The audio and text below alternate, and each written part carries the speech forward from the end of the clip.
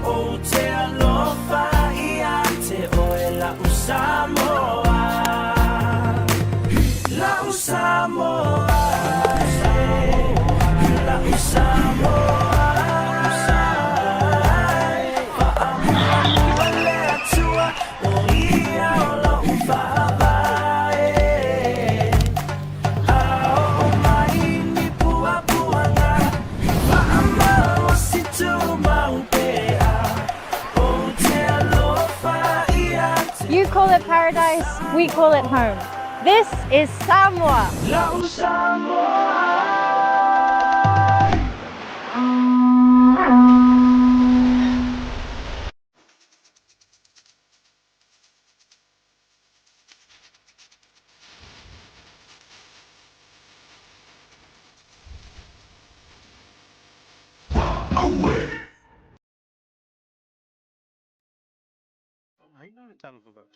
www.pacific40.com ilo pena te whaila. O na whiwhiri le au nanga te whawhaina e pei o whātou prepaid. Pili o vai, pili o mohi. E mwhiwhara au tuai le ta vale le ngata whaila. Tūlanga tau i tau mawha. Ia po se keke o whai puiponga maa sa whanau. E mwhai fo i ona okai. Tau o whausi e no whali motu malawa i sa. A mai ona whiwhiri le au nanga te mnau. Ona o omi lea. Ona whiwhiri le au le whalaoloa ma le nuku oro i eile nei whalaoloa. Mautinoa ua sa o le leile whalaoloa ma le nuku. Fili lea whai o le talo whakau tai te fia whatawina. Mai le tōru se furu, fitu se furu, se lau tala. E o atu lava i le lima se lau lima se tala. Ona fili lea o le upu check out. Whamau tu wai lau whatau. Ma le tua, whatu mo whamau mo ngai peo lo sua whaantoa. I meli po se numero le telefoni. Ai mai se le tua tusi. Oro ainga i Samoa. Ma le tua, whatu mo le sua ma le numero le telefoni. E lua awala mi whona e tongi nai lau whatau. Oro o amanoa le online banking mo New Zealand. Ma le visa card, ma le debit card mo so o se vai ngau le lalangi. A mai aloa. Ona submit le o lau whatau. O le temi la vai mai ai lau whatau. O le awhiti se wha aloi lo ilo ainga i Samoa. E alai se te autostusia i le telefoni po o le imeki. E wha mautu wai le whatau. Manitua, Pacific Food, ma le talo whagauti.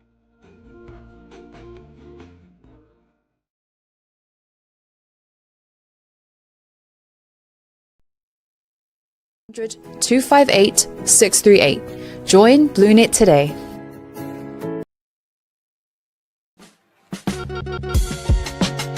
There is no better way to support the 685 than to buy locally sourced goods. Here at Tasi Market, owned and operated by Samoans for the Pacific.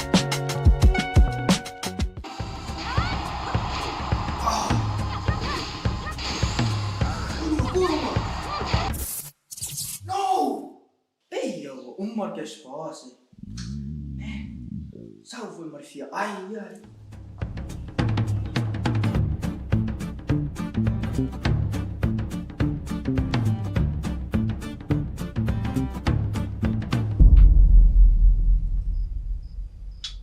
Ei, mas é minha. Ai, sim.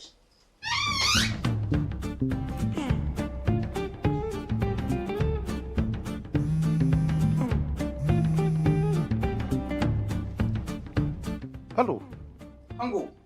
sorry. Marami ke mga oiro ki amakat pro kala meri ko viri mai. Boleh juga mah. Si Isin masih nak cakap macam mana si cakap. Oh. Mapawali or kay me ke iro hay ka umaya or kamang or kay me vakoi top up por pau. Alam mo ke iwa umar nga pau. Fefe heri po ay nga ro ya pau. Iya, boleh. Faawa mesti namanya si makan si namanya ya boleh mahal. Ya farong le mai o si wakari. Elingi me fa va por me ro la ko o va yung.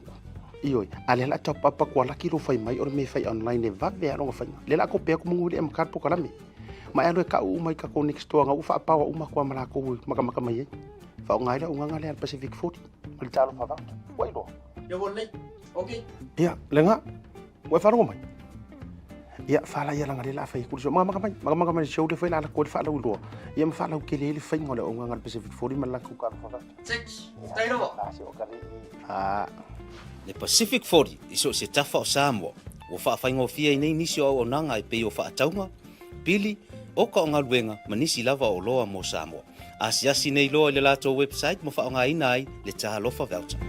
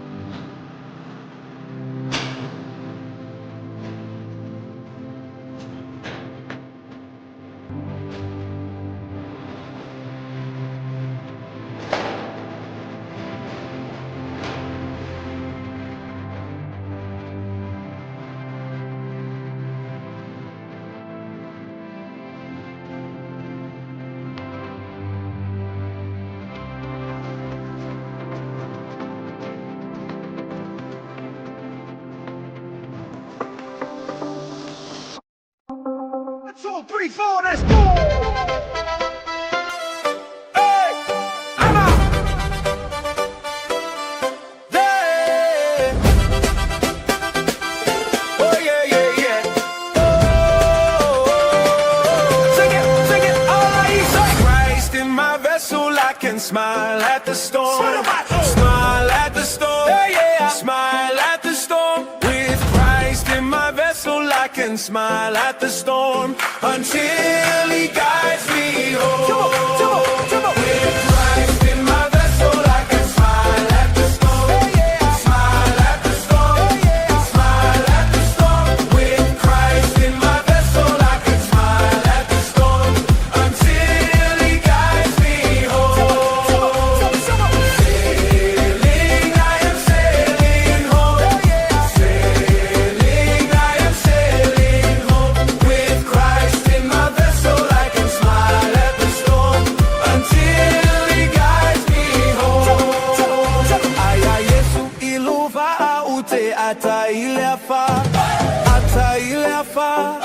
Ata ile afa, aya Yesu iluva aute ata ile afa, seyo ilo ainga.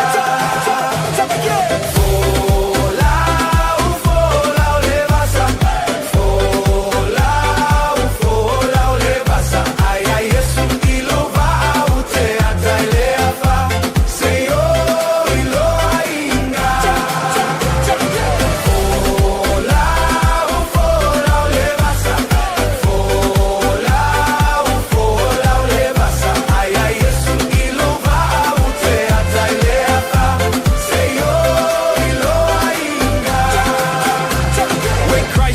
vessel, I'm steady through the storm. Waves trying to test me, but his peace keep me warm. Anchor in his word, yeah, that's how I stay strong. Faith on full throttle, can't steer me wrong. Enemies approach, but I'm calm, no fear. Cause the captain of my soul's always near. He speaks peace, peace, still sees quiet there, roar. Now I'm sailing with purpose toward heaven's shore. Sailing, I am sailing home. Come on, come on. Sailing, I am sailing home. With Christ in my vessel, I can smile at the storm until he guides me home. Sailing, I am sailing home. Sailing, I am sailing home. With Christ in my vessel, I can smile at the storm until he guides me home. Oh, yeah, yeah, yeah, yeah, yeah. Yo, yo, yo, yo, yeah, yeah.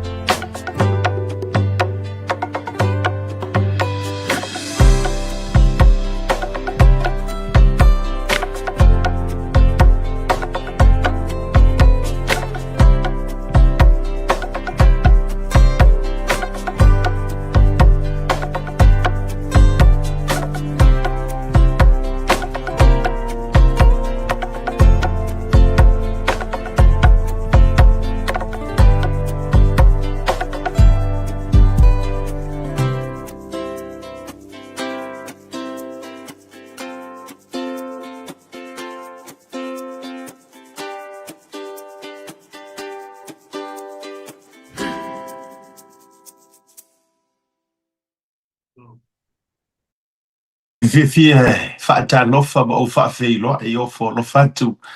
Ia ira nei whai vanga o lea fiafi ina ua se furu ma le fitu minute ua te ai nei. Lei July 5 le tautua whaawau le Blue TV ma korkulano le tauta ia ira nei whai vanga o lea fiafi i le alofa ma le anga le lei whaasoa ma le alofa ma le anga le lei tau muli muli. A o wha maoni fo i ma le alofa a puti puti o no tātou ma te sili le langi. Le rei vanga o lea fiafi na ua sau le vaa na tiu tau mai le vaa na tau a o lo whapenao na la lango ia po ma maulango le vaa na whawa folau le tapo inga si o tātou wa tunu. Ia o le tau au na asiata. Ia le fo use e mai pe au mangalu ngalu o le ea. Se taimi fo ia o na to ai tau nuu lea o le saa folau po le sunga le lia tau e tono le tātou ofisa. Ia ai o le a ua mteina fo le tātou por kalabe peio na maasa lia i le dei fo ia so ngā fua. Ia e ia o loo i atunu mamau i whafo mai o mātou New Zealand. Ia o loo i Amerika i fufuanga. Ia wa fo i le neiva yaso i le amataina fo i o le tapenanga o le sisinga fu a i utala to. Ia e mese fo i o le tournament kirikiti wha Samoa. Ia o loo moa awina pe whatauteia e le kalapu o le tamatoa. Pristine le fionga i ato le foa i o le fionga le taulangi po le whasina. Le fionga ato le foa si ua moa tari timu. Ia ai o loo solonga le lei mea uma. Ia e le anga le lei o lo tātou mataisili i le langi. Ai o te fifia e whaatalofa ma o whaafeiloa ia whiane ma lo le folau ma lo le langi e mamama le soi fo maua. Ia o amai oe le neivanga o le afiafi. Ia o ui o le aso sale nei a mantou i Amerika. Ia ai ona o le au te tala noa whaanso wa fua ona o le tūlanga maasangi o le tātou purkalame. Ia ele whaawa wina fo i le amatanga o le neiva iasa o le aso suma le tōru la le nei. Ia pe a tātou wo i le whaita waso sa o lava ia. Ia o le tātou purkalame o le tauta ia e mai le tātou ofisa o tūi marukau. Ia tō i tua a polima wa mahe a fo i le weekend la tō. sa fe ngai o tou New Zealand au se talia o Samoa o le vasa Pasifika. Ia ma faiva sa pale fe ngai ai le tele ma le anoa noa i o mea mana nei ana tutupu. Sa tutupu o lo o tutupu o le afa au pe ona tutupu o inisi mea ele i tutupu ai e ono tutupu. Ia ma nisi fo i mea wa lewa ngakaungu kupu ai ele i kukupu lava. Ia fa malo atu le da per fa ta lofa. Ia te oi sa mo le tu no pele ia sa ma fai ga se o kele o ngaka ia mea o le o fai vai ia. A mea o le utele na fai nga mea sa mo. Ia ai pe no fai atu. O to masami o le tatou por kalame o le ainga fo. Ia pe au ia isa utala pele o sa utala i le papainga o Samoa. Ia e toi sui ele me o so mai ele manta o le la. E o so mai fiti uta i manua. O fe ngoto ia, e ngoto i o i fale a lupo. Ia pe ngoto fo i tufu ta fo i ma fale a lupo. Ia ele me fasi fo ia i o le vao tupua. Ia a o fili ma pure tu. O mai o inane ta wilo ai manu o malo. Ia mama lele ai li tama ita i o na vanua e tari i langi se ao no tatu malo. I tere malamba le tasi valu tulu o. Tau nuu yoane Viliamu ma le tala le lei to tonu o Samoa. O inana amata i lona sui lo tatou atua tatou te tautua mo tatou tapua ia. Ia awa vea le atua sui fua. O lo nalo Yesu Keriso. Ma le anganga pa ia o lo tatou fisoso ansili. Ia ele toi subia ana. E mamanu mai malai tele ma malai tafuna i malai o le tutoa malai o manino ma malai o vava. Se yo o ai fili ma pulitu. Tula lata i fale moa. Mauta mari malai o le tonu mai pea. Ia o le ftapa au o le ala taua. E le ia la se me toi suia ia sa mo le au mala. Ia ai amaya le suafa manu malo o Yesu Keriso o lo tatou wali ima lo tatou faola. Ia tatou te nuti mea manongi ai le leivanga o le afiafi. Ma au fia o te fata lofa a tuai. O lo oilunga o le vasa le fōlaunga le fionga le teitai po le tamā o le tatou puturo. Fionga le li pa le mia le sunga le lauli le mali e toa po la tei vau. Schmidt. Ia ma le fretua ma la to au malanga ma malu. Ia i le va mo le pui ngor saunga le mo o Samoa le tatou na whanua. Ia whatau teia e manu le malo. O le lai maua tala o lai lunga o le vasa. Ia ua kala whea unga ia ma le pese lea na a mata i le tatou purukalami. Sailing, I am sailing home. For lau fatasi ma le tua. O lona fata ua ia te a urvaenga lea. Leanga o le nei soifuanga tatou te iai. O le soifuanga o whaafita uli. O le soifuanga o upu matala. O le soifuanga o le mauru i tau e salu i mai. E tofo ai le whaatuatua ma le ola. A le ngale winga o lo fo metalanga le tau whai atu. Pei fo ila ar whai malanga mai le fionga le ta maa le atu nuu. Fionga le li pa le mia masi ona whalitua. Ia ilunga o le o ngā samitele. A iaia Yesu le waa. E ke aka ia wha. E wha le tino, e wha le anganga foi, le wha winga ina o le wha metala.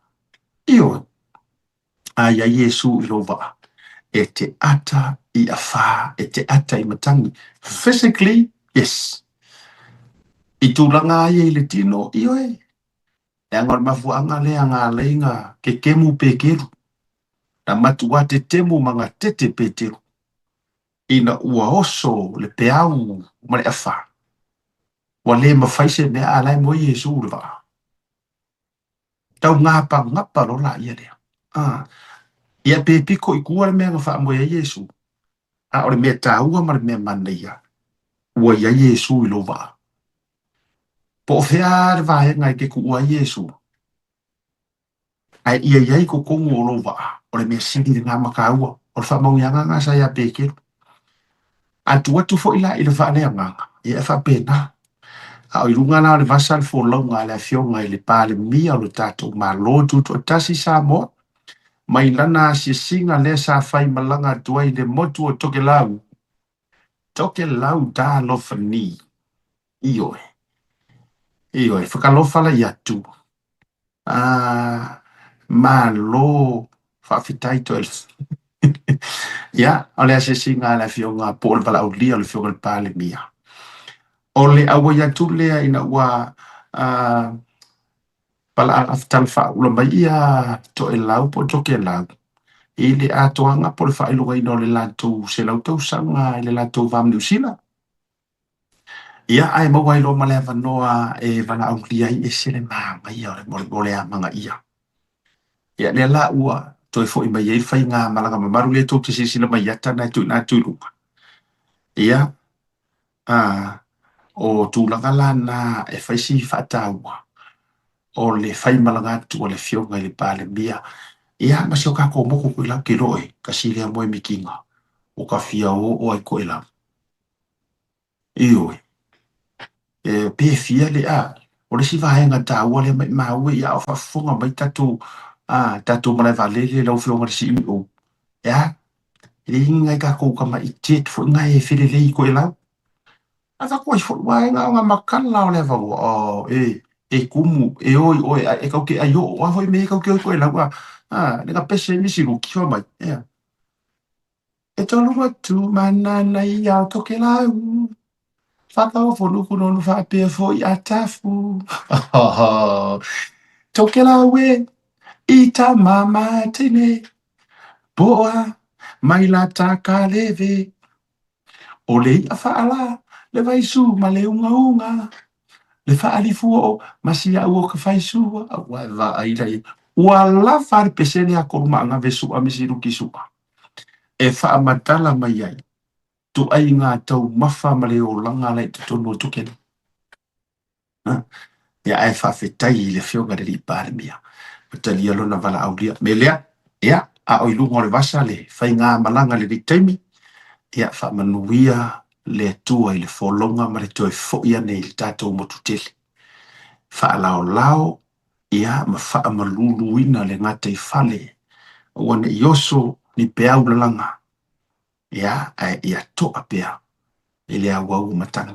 Ia wholau i langi maa le wholonga lau whionga le li pāre mia. Ia, ai mese fo, ia olo auwa.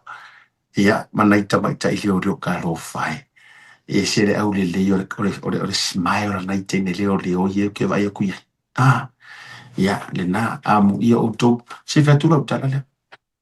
Amu ia o tau, manora mano o lo mawale avanoa tau te tau tua i tai tai la tunu. Pēra o whai atu. Ave ese o tau mawhawhawha porkiki. I take the greatest opportunity in the time of your life. Amu ia oe. Ua e serve i lano re tai ngā lea pāre mia ma lea pāre mia. Amu ia o kou. Pei wha ana ta wha amu ia nei to i ina tu lo mano re malo wha ilangi ala to whaulaunga sa la ko serve mai ai. Ia, i amaka afa. Deu roi pāre mia. Whaasoro sono mai ai a mea ole, whaasoro sono mai ai, sau ia wa ai kolongi, sau ia fo i tofilau e tere sana, to li, sau le fionga i tama ainga ia tua tupua, ia whaasono mai sunga tuila epa, asa i lele malia le ngoi, sau ia fia me la fionga le sau whapito, lea fo ua pale mai le sunga le lahu le mali e toa. Amu ia o to, iwe. Ako lau kamo tu ni awhireti e lo ke kaua wa ai aku iai. Ai amu ia auto, mawale a whakoko ke sue vai. Aua nge i whaapa ole o tō ngā luenga mo tō whaiva o ngongi upu mangkala. Ai mesi le lau alunga o le kau whaleanga o le porokiki wai ai. O le wha manatu lea. O tō ia maru mele kōro pūro tunia. Ai mesi fo i o tō ia le bodyguard ina le whionga le li pāre mia. Te ko ke vai o ko la fa kula kala lea. Leva nga whioa i o Yesu mo nga uso. Leva nga whioa i nga ole ofia le leia Yesu. Ai le ai masesi wa ngofo mulu vai o Yesu. Ai sauri fafingi. Sauri kangaka isi. Sauri fafingi kuro. E fa kula kala lea. A fa fonga me o tō manor maloye. Ma wala vango ele ngal so la le mali to fa kula kala. O ai uma ka inga e ko ke servinga. Be the best of whatever you are. moto ngā makua o ngā lau mua. CCWS. Be the best. Ia siri aku oi. Kusa peke alaku olai kalangoa ka ngaka ia pai mala fai. Kera ko ai fai lela. Na makua ese le levo le lau si ia runga kaukua. Koi foi me lau kala le fingere. Leva nga whioa i o so o Yesu mau nga so o le sise mai maua singa maa ka ua po singa sua hau ka ua anga nga ka e kaukua ia Yesu. Ai alaku ari fa finge sak pai keanga. Oile le finge sa kau. Aruaku ha aruaku. Mulu vai o Yesu ile afangu ala pasa. Ai solo ilonga lau. Ai kau ka kala ila wari ia, ai kau fai ki o ila wari ia le feo ai mai Yesu fo mai. Tina, alu e wha kau rusu ahu, e kere e sau kupe mau au alanga e kau waka. E kau waka. Mai aru e ana whao nga e ke sau waka, ai ka ko e. Ai fai mai le sau wanga Yesu, le ai pai. Amu ia lea ki ngā.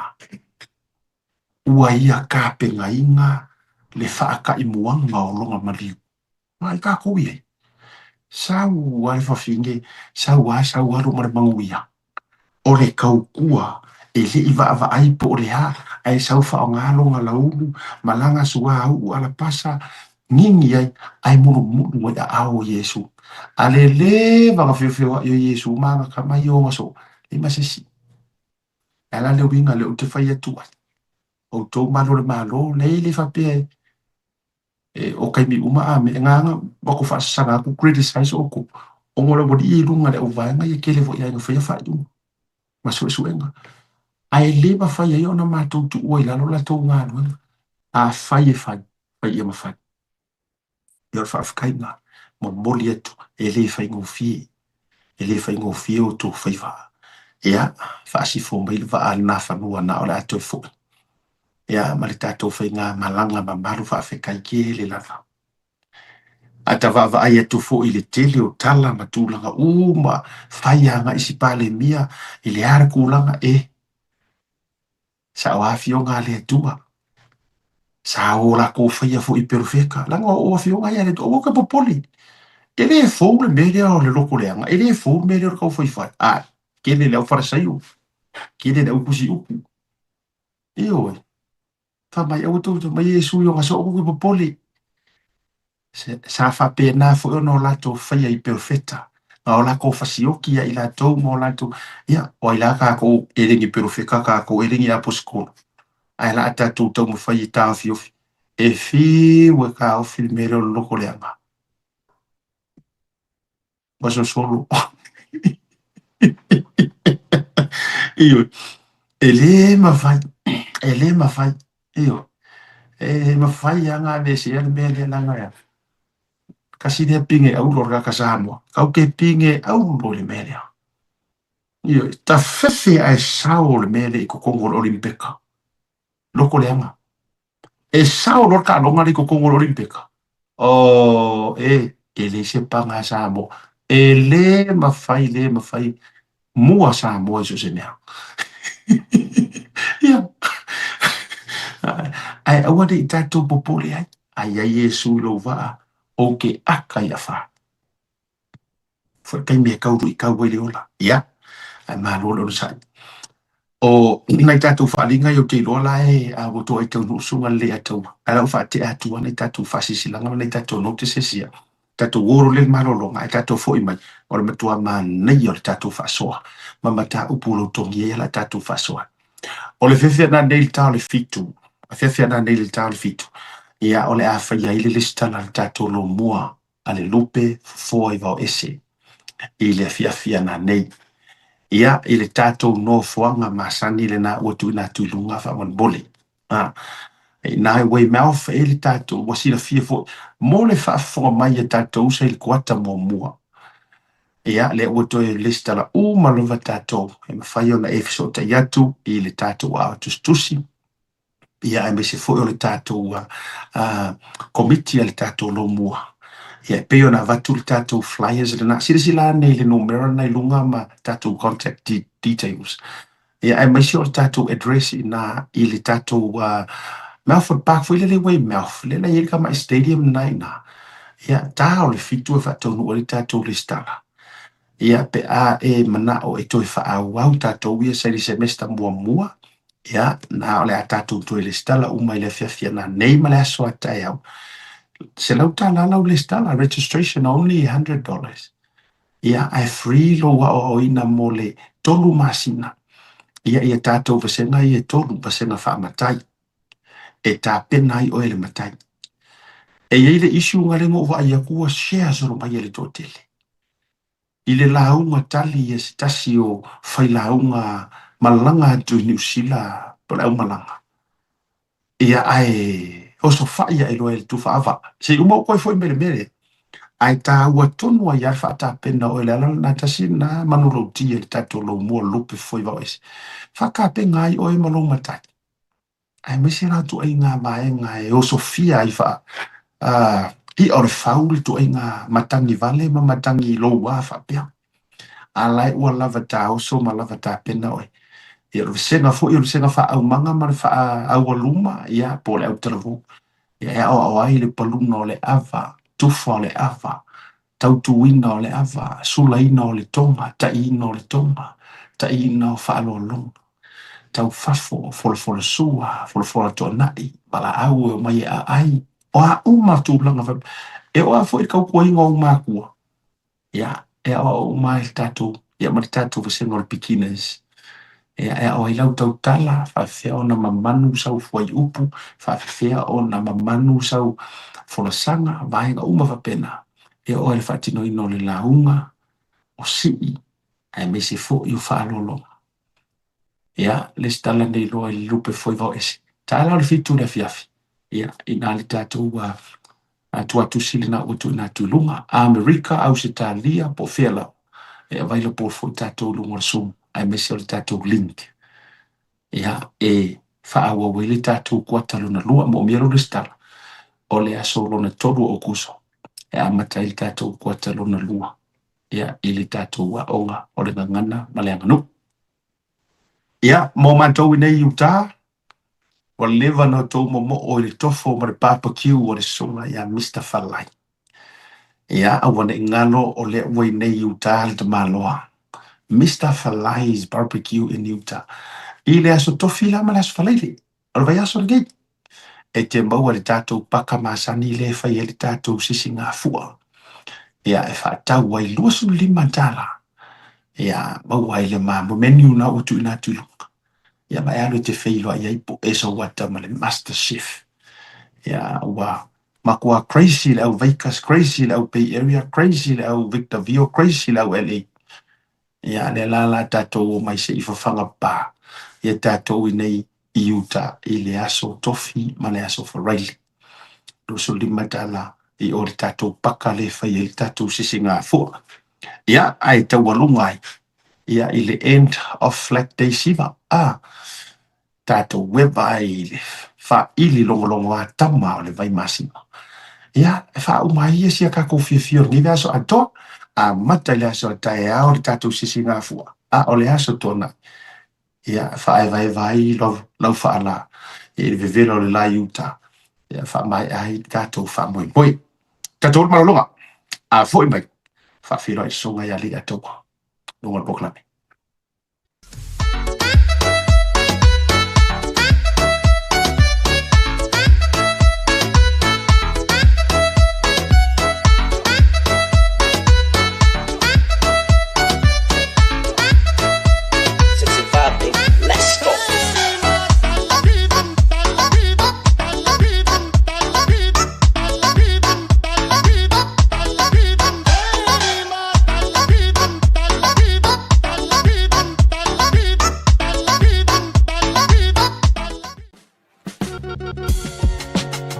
There is no better way to support the 685 than to buy locally sourced goods. Here at Tasi Market, owned and operated by Samoans for the Pacific.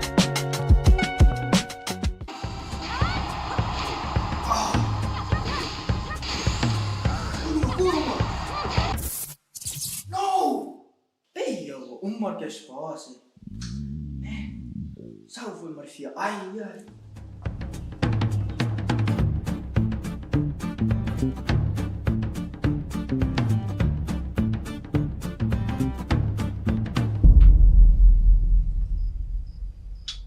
Ei, mas é minha. Ai, sim.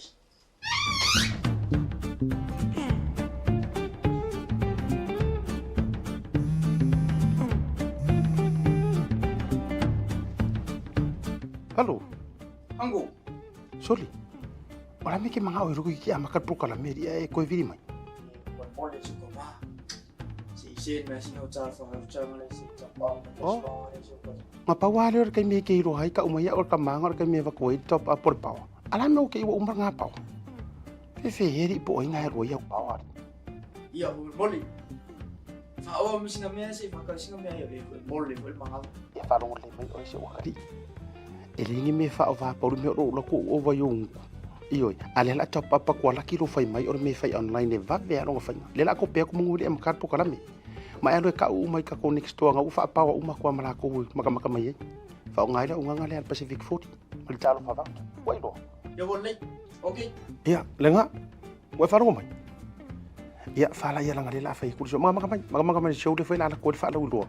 Iya fa la ke le fai ngole unga ngal Pacific 40 mal la ko ka fa va. Six. Tayo na ba?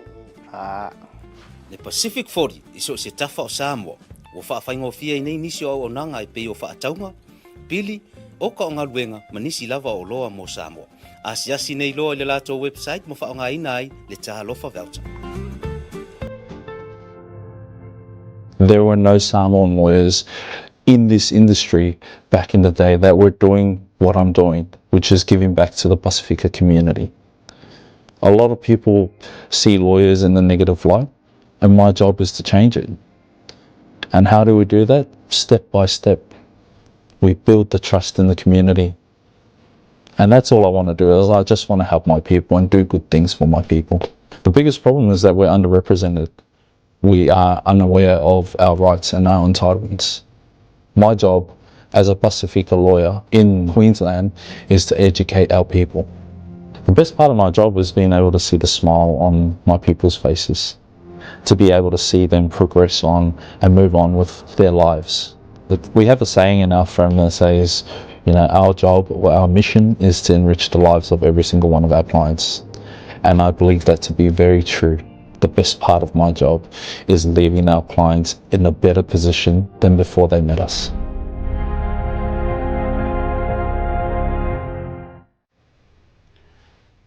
Fia nei tu la le fiafi. Mo fo la mo ka ki fa kasia I pe o ka ko proklam masangi. Ia fa fe la ya ku ko pe mo ko mal yo ku lang fa lupe. Ka ma ko ki nga ma ko ka ko mo po fe la po mo mai nge foi fa sa longa ia ma nge foi proklam. Ia fa ka la foi la sunga ka proklam asiaka. Ia fa mo wa mai sa nga foi I ko wa ku wa la sangi nge sa no lo. Ia, manu se fo manuia li ataua. Talo fatu I lau sunga Godfather. Ia, moni sau noanga o na ofo I pe fa e de lima ia nei lotu ese na awa ia nei asu. Ia, lera ua fo I mai asa roa me talo malita tu programa walanga. Ora ua kia se furu ia matou la tasu matasi po. Ia vai na o ia yo ofo aia mo uroku waile ua usawa. Titi uma ekalesia ese nei utano ua sia furu nei asu. Malo. Ia bono fafsi. Mr. Fly, ave Mr. Fly la was Singapore. Na leilo mai lava Mr. Fly da so na nafi. Ia. na fai ya sauninga le sunga ya fa le fionga fa fonu uma sio na loi. I sio na ainga si le tawainga le uso fo sio le faltua. Ia na wala ba no ai awa ye fo I lama. Fai la tu to na ia de foi lai le van to ma popo ma sia ma to wa au malanga. Ia o lo mo ia le ro fo le tua. Malo. Mo so ko finga fo ngi aso. Na la unga pe mo so ko finga fo I kare sia sa wa ngi FF. Ia awa ata fai atu nei fo I pe fia ia ni na kare sia na mo fo nei vala udia ia. Te lo fa to sisi lava ona fa pe oni me na mo mai ia. Ia ai sidielo. Asidia fai atu le ai no ulotu te le ale tama ai nga fa le nganga na mau mai mai no te talo foi mo o lua tu sa brau vaccine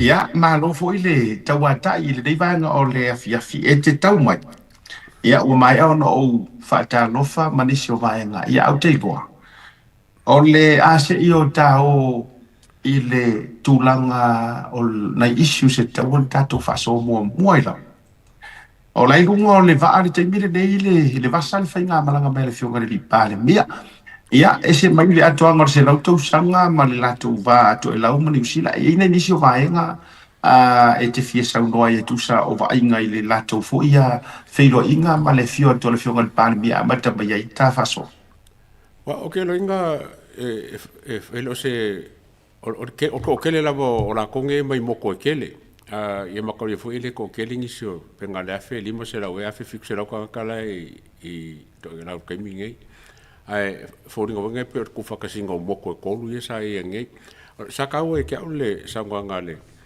al palmia fa ma vai ai ko fo ile ko malanga sa mo i fainga fo nge fa wo fa paanga ia mako e lau ia ko ke lenga fo lau fio ki o mai pe fo ngia bango ni opportunity sem fa ye onga ka ko nga lo fa kasi mo ko elau ia sa o mai ka winga fo ile fe aule sa la onga fa pe fo ile pe lan ka fa ka mai le kolu e ka fo ile le mo ku ye kolu sa ngo ye ia ku le pa fo ka bi wokia ia mai hoi pe fa wo nga ba a ke longa o se mea ka o la vai o le o se wafu fo le vai onga ye se va ka o feurolo la po a ko e kaulai ia mase mala va le fo le mai pa fa yang usi le fasinga mala va le fa ka kol va le se ai ia wala ngai lo ka o mai le sa fa pe uma fa se la ko fongo ba ka i ko la fo le ngi va enga e ma fa ai onga benefit ia ko la ia benefit sa mo wa me fa penge ia e fo ia le me e mo ai ele mangui ko la mo mangui sa mo pe ngai me ngai le mai ka ko ai ko fo il fenga malanga asia ka ia fa penga fo il fa fonga mai ka ko na tau maua se tatou fa mau maunga o le asi taimi muri na malanga ai se pale mia o sa mo to ila o yesi ta sina fa mau maunga le fa mo le ana ai me se fo lo sunga le atu ke le lo po fe por ke milanga nka o fa pe sa ngoi ku le po me sa ngoi oi ko la pe po i po lu ngai le velen ka mo fe fe ka mi fe ngalo ai ke lo ngai ko ke linka ko pa mi o ko la a fa ai ia sa lo nga ku le po ma laudio mari ko ale ai ia sa lo ai nga laudio mari ko wo ye ia ma lo ma nei o le winga le tla ma ole au ngā fo i o le teknolosi le rei veitai. E o mawhaia iana ma moli whaatasi e re ngata ra whainga malanga awa bawa toi manina iata. Ia manina i tato wa inga. I rea tunu ua pe ia te au te leiloi lau sungare ia te opena e malanga mo moi to e lau. Ai te au pe wala vale le pese fo ile la misi ruki e kauwha makala mai ia ata wa ia o le atunu. Ia o le na whaktai i le social media nowadays ia malanga le sunga le whio le lipane. Pi o lua maua mainina iata o le tūlanga fo i o le atu nuu tutua o i maritato usua tumotuto e lau le atu. Le ai o kere i o i koe lau. Ai kere ka koe lau ke masangi ai ia mangai whamkalanga fo i o lako moku whape kau lengi maunga ke le anga flat ia le ele kau lengi ka vale me whapenga ia ele uminga ele mamaose va ma lisi ku I think o le va o moku ia ka ua po se lau maila le va o moku ia ai okay vai aku le ile whanga le nganga ko ki aka ko mamla nganga ko lau Yes, e matua malamba le leito e lau le tato ngana man ko foi tu e pia so ia ia le pokala me fa pitoa mo tagato ke lau. O lo te va vai tu ko meni le stote. Awa o te le o tino foi for the record se tau so e meditato ia me se foi le tato producer ma pena ise te mina malanga i tu le pai i to e lau. Ia po se foi pale mia, po ise pale mia na wa o ke le manga kua, to be honest. Ia ai o se mata upo fa o so manatu le nei tei. Ia a o te lua e ro lua su e me fo i le tatou producer po le whenga anai. Ia ona mawale o se tatou confirmations. Ia ai so far la o fai kaua kui i ko meni le to tele. Ia o tele lo nisi po le o fai mai o le fifis ko ko le.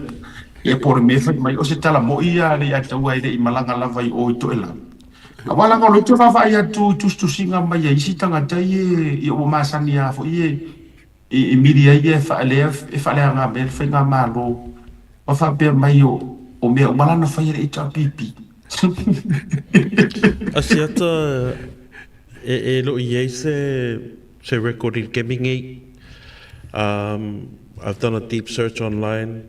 Tokelau and Samoa maintain close official relationships throughout Tule'epa's tenure, but there is no public record of Tule'epa making an official visit to Tokelau, even with Ile Palimia before Tule'epa.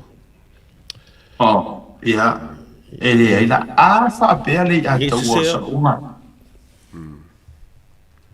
Sorry, Anai?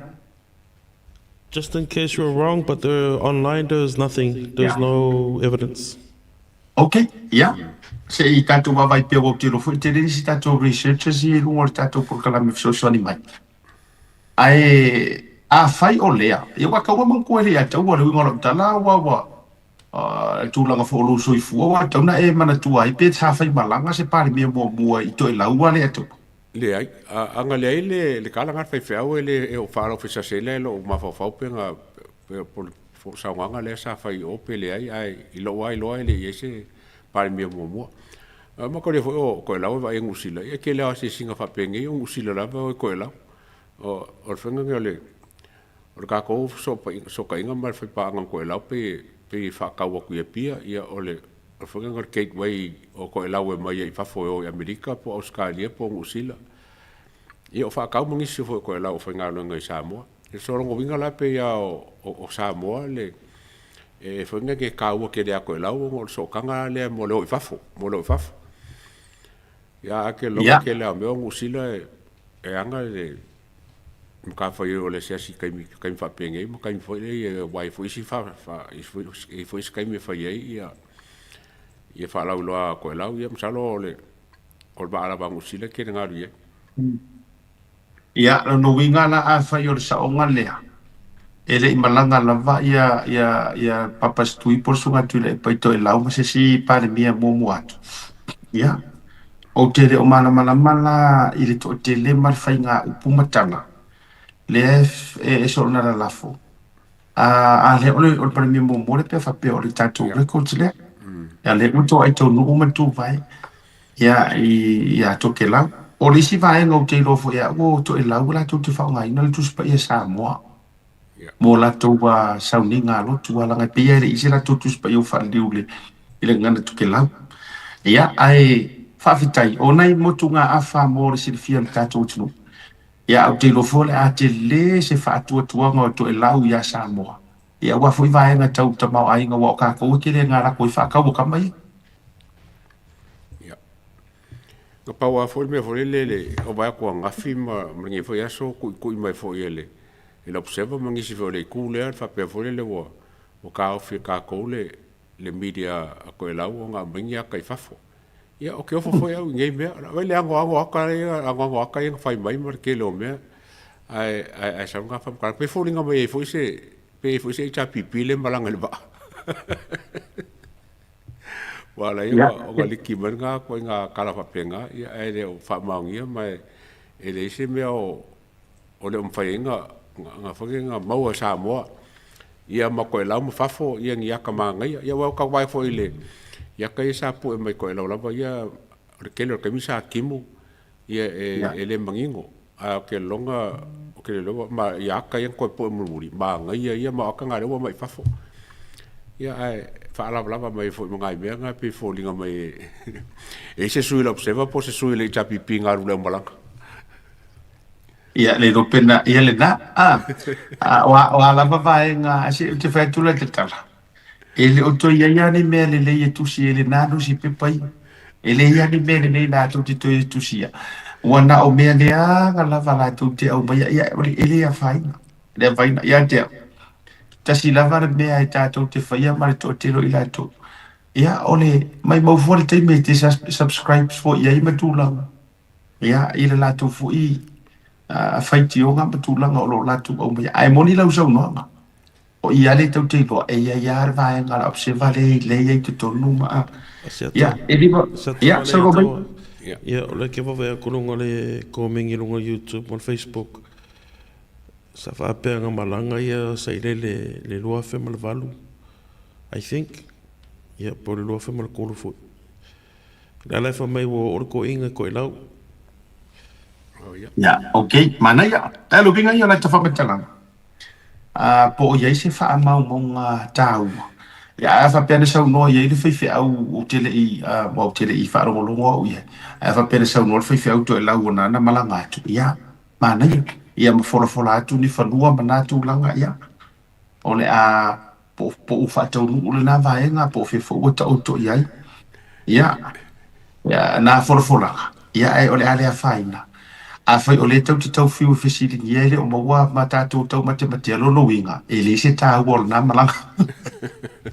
Ia wa e langa ele se malanga, ele se me whapiko kupu ko e ranga kaimi a kongo rava ngi se singa kai la ko ia ma la ko foi ia whainga malo. Ai ele se ar fongu lenga ka o le whaiwhiau. Ia ma whaiwhiau o mar kaimi ngeli ele ia se fongu o vaku. Ai ko eka. Kai eka le moku ngā waku. Ia, a where winga na lere te whato e la te tala e mafuan ka kore manga kua. O ngā longo winga, o ia la le whakakau e kuskusi ngā newspaper para observer. O ia ngā le sa whaasa, ia le o le pu e ngā mengongiaka. Uso ke ro me umanga sa ku pur malanga ko inga walewa. Ale fa ko a release mai la wa nga nga o malanga ye suan la ule mali to. Awa ale ni record ka ke o va ele ya mai fu inga ingi news. E wana nga le news mai radio New Zealand o le news mai media outlets la mainstream media sa New Zealand Australia malanga la audi le fiogan partner. Le news mai ya New Zealand Australia. Ai a faila le to te fiu ku ko le o se me bunga. Lono winga. Ele ta ua tele ya to ila malanga to sto in tule. O fangu yang ka o fa pe fo ye e fa le headquarters ko lau i funga nge Samoa ia po se la ko ofisa fo le fa mo ku ki pe malanga ku ia ma fo ka ko fa nga pa anga ma ko lau pe o le kunga o fangu yang ka o fa ya le na e au e sa wai ia ko ia a faia la ile pisai ni sire na malanga e rono winga ile tau ai nga ai lo pe haru ko inga ai o ta to ri no pe na to sabisa na o ma faia ina for folanga awalanga anga pe no fatu ana se malanga lo ia ma vala au dia le mai mo mangi mingiska yo ko si la grasa sa o me ka ma se nga sa o ma e sa o mai lufi nga fa sa o me mingiska se tato mako kama mai la ka o mingiska ko langa nga luenga ai sa o mai ia ka mormoa au kasi o moku pa vai ka koi le nga ngo yo mingiska ia masui mingiska nga malanga no winga ia o le ua i malanga lo ia le malanga le e ali no ko inga pesa malanga mo i sanga i fa ala ia te nga ru fu e ka utamisa nga vai su ia ai la ku ro fa ia ro manga i forfolanga nga ia nga la nga fa te mai to ela mai te minere i tupu se mea ia ai o le ale faina mo moli to a mai mo mai to ke lau i te mile nei mo moli to ma to no fa ngor program mo to te ia mo to no fa nga fa aftai le to tali fa alo fa aftai le to tali malo fa aftai le to fa tup fa aftai fo lo to wa mana ia ia o le ta io si ta to no o sa mo malo to tasi ia mo ma to fo au malanga ia e to te no ti me manongi fa tasi i le fa mana tu no se lau tu sama ia o le tau whainga pa anga le lei ia male malo o New Zealand o ke roa kasi rea kumule ia kau o kaung ka penga iska malanga o tau na tau mai kai minang wako fai fa ma vaenga so le wala mo mai li pe o fast a ko ri ko e la ori fast a to ia to ila pa war me orita tu ala lor ka ko ka mol mra vale le pulo mra vale fai se ingai helikopter la morgi kai mi Si whakahua ko ilo helicopter fo i nga sau olo, wako fo i nga sau fo olo, po fe o inga sau kasangi inga i helicopter fo nga ale angi mo ko fere le Samoa. Ai ke lona ula utala, pau na to ai nga va awala nga le tate vai tu. Soni. E lo so mora fai ku rali e a mo le va fo i ala no i ko e lau a na e ma. Ole ba sa al ba le na fanua ko le nga wan malanga e kasi la so nga roi fa mai isi va fo e no mo fa nga malanga ko kia ko so anu va. O le se foi mea le mai tau tuanga le la i le live. Ia, mantola le wa apa ula nga sa waku ia le pale mia wa pe foi le mamalu o kapinga kasa mawhainga ma ole avango. They had to match the timing e la koe kua le wa. Yeah. So that they can easily go up inside. And, you know, ole ale so ole sa mi ngaki. E mo mia se wafu. Mo mia se wafu se ba afu le pe whainga kaula se ba afu la ngisi pe aso ia. E sa la ngisi aso ia.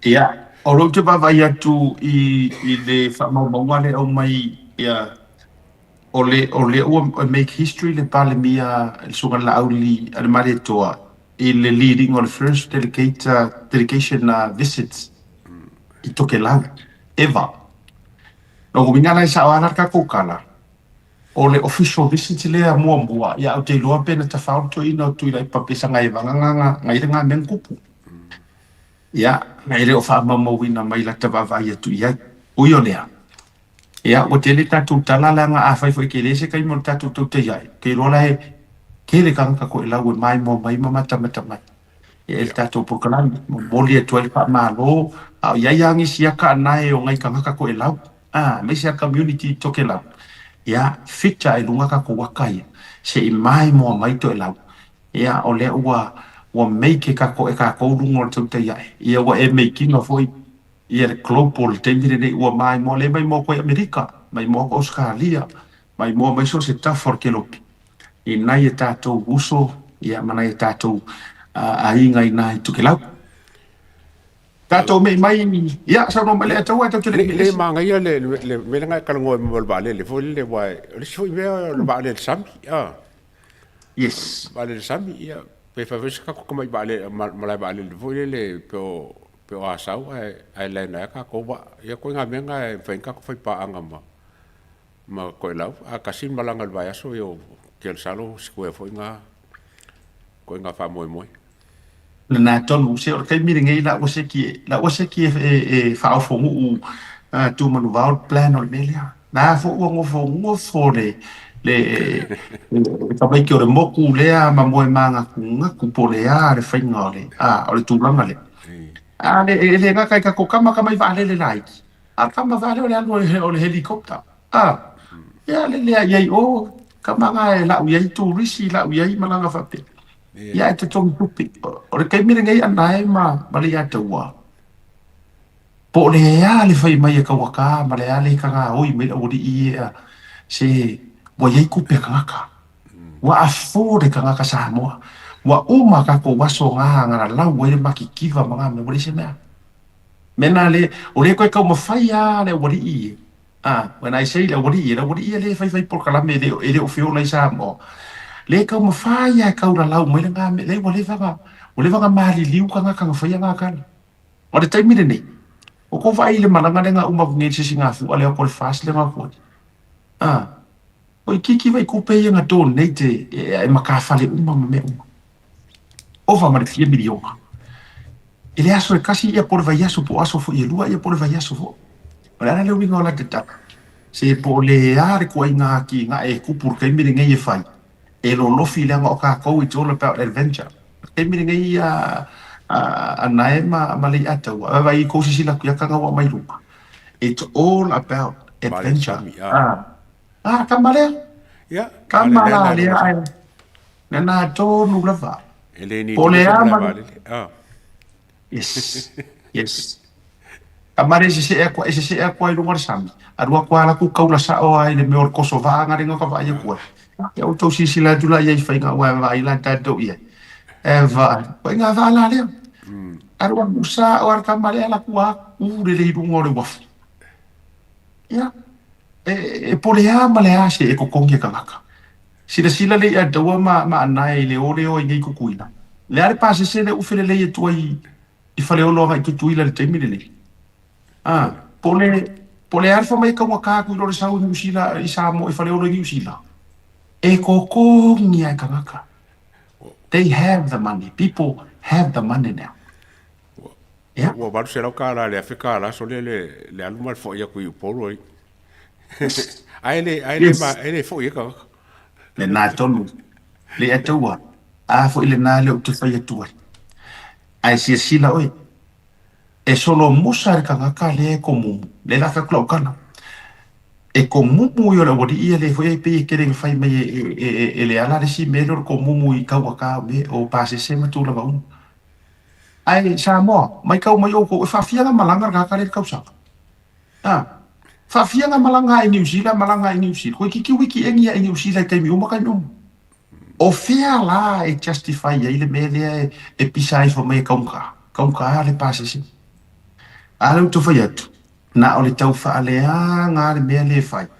a o Samoa wa fa manu ia ina wa fa ia inga ele tu ala masala la le makikiva sala la kaka era buto e fo ia tu tangata nei wa ia ile fa manu ia nga le tu wa fa ta mau ai nga ina wa fo I ma fo isia o ngai makua o ngai unga li fo I nga makikiva ele isi la kupi ai fanga winga le la fanga o ko lima e ro ia les e fo mai les ka muka les ingi singia les wa vai ka ku ia fanga o mai ele unga li inga le ai se la ka mau ainga ai fanga ngau mai ni fanga ola ko kongi o le ana me le wo ia ke mini o le ana me manga o ka mama ki nga fa ale ana me manga nga oi kokongi na vai ka koi o inga le binga le o te tau fai atu o maso nga o le lau makikiva ele o koe awala ni kai ia o ke vai o kuri por moko ko lau le ka le mai runga ia mani o te vai tu no screen le mai e runga e na tu no po to ke lau le na ia o te lau le nga e vai le o le kumuku these are called atolls. It looks like a really great tourist destination. Yeah, le na tonu. Tato mai o le wo mai alfa mo bo sa fatalua. I ele ga le tua fa ftai sa fatalua ia wa mai ale tau sinionga le tau fainga palo tale dit. Le ia taua ia te ro pena mo sa so tanga ia ile fionga ia tu ia fo ile le siru tal tal nonga ia la foto ia ani vai nga le le ungo nga palota wa ole ko ke ki ro ku le e fo nge fo ringa mai e ko ke le fo ni seri paloka pe ko se la fai vai ia la konga scala e paloka il palo pinga paloka le ole ro ausia ele leua le on sumal fa pasenge o paloka atu ia ia maro ka fa ka pe walanga o le wa ku ko ngi aso o sa I mai aku le pa il ku fanga se fu mi nga fo le fa il va aso ele fa ia le fa nga parok le fon ko sa I mai nga fifo fo ringo mai le lava enge mai lava e ku le pa le ka upu le o ngo le wa usia ele le wa le fanga le afore paroka atu ia ai o si ke le lava ilo ma fa ele se suia ale tapi pingar ke le linga la po fere ka wanga ia le tapi people me fo ye e ngo fo I faka ai fere le tapi pi wa o ke longa ye le wala va ye la o mai ka wa ai longa fa ye le wal mele o le fa o sanga sangkangi sangkangi ka pule se fu milionga le ka enge aku e fo nge kulep ai falling mai o sa ili lava le chapipi se avangoa e fain fa ofil la kom ka pule fa per fa cosinga ku fa ingor se la o formulio ngar kamile va aso por eso lo eu lai lenga ku fai ya fa pa lo kala se folo o you like o lo fa pe fongara o fa penga foi la ia tu ya lo ma bai pe por fenga nga yen ka up ai li sim ka fo fa pe o me so finga ngalo pa wa me o kat kali pe po fe me fa ye le fenga nga so le basa le so ke mi nge wo ko no fa so o so la va basa ka pu la le kasi siak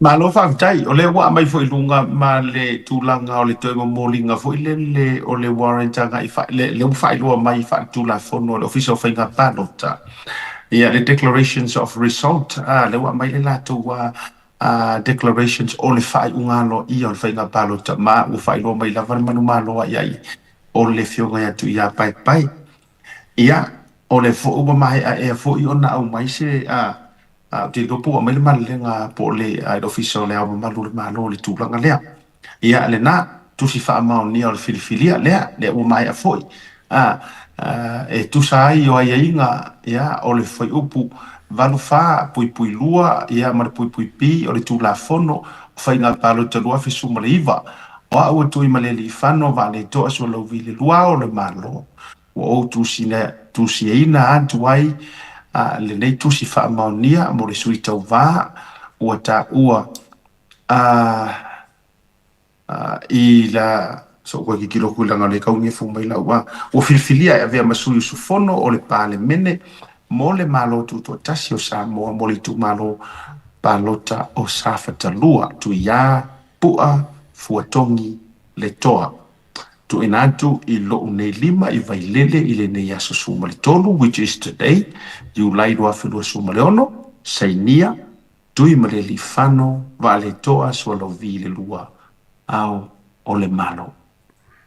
Ia, ua mahe au na wha alau i lo mai, ai o le whesiringa e sau mua mai ni, po le atu i ngā mawhau e to ino atu le epa, ino na pisa mai, ai le i eise sui le i tau pipi na tamoe, ua sa o ai tala le tamaititi sa vai. Wa amata wa nga ile le ai le mafaufa tu lo fafo o le upusa wa nga o ko inga wa nga ile le ai le mafau tu lo wa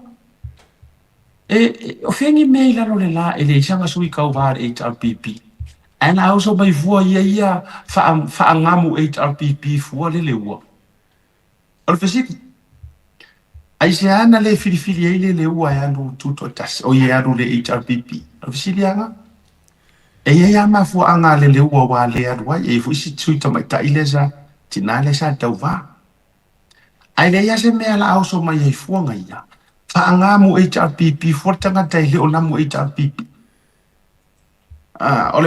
ole mana ia i va nga le lo wa ia tunga au mai lunga ele tustu singa le fionga le lipulo le tatou company le fionga le ngaftas e fu mono ole ta ia ona ua ese wasala ese le mea ua o ia ile le angai al ko inga ua leo mai e a maini mau a noa se i angai ai le malo a o le angai le ua fai le kaimini ngai le i ataua o le angai e o e ave le kula fongo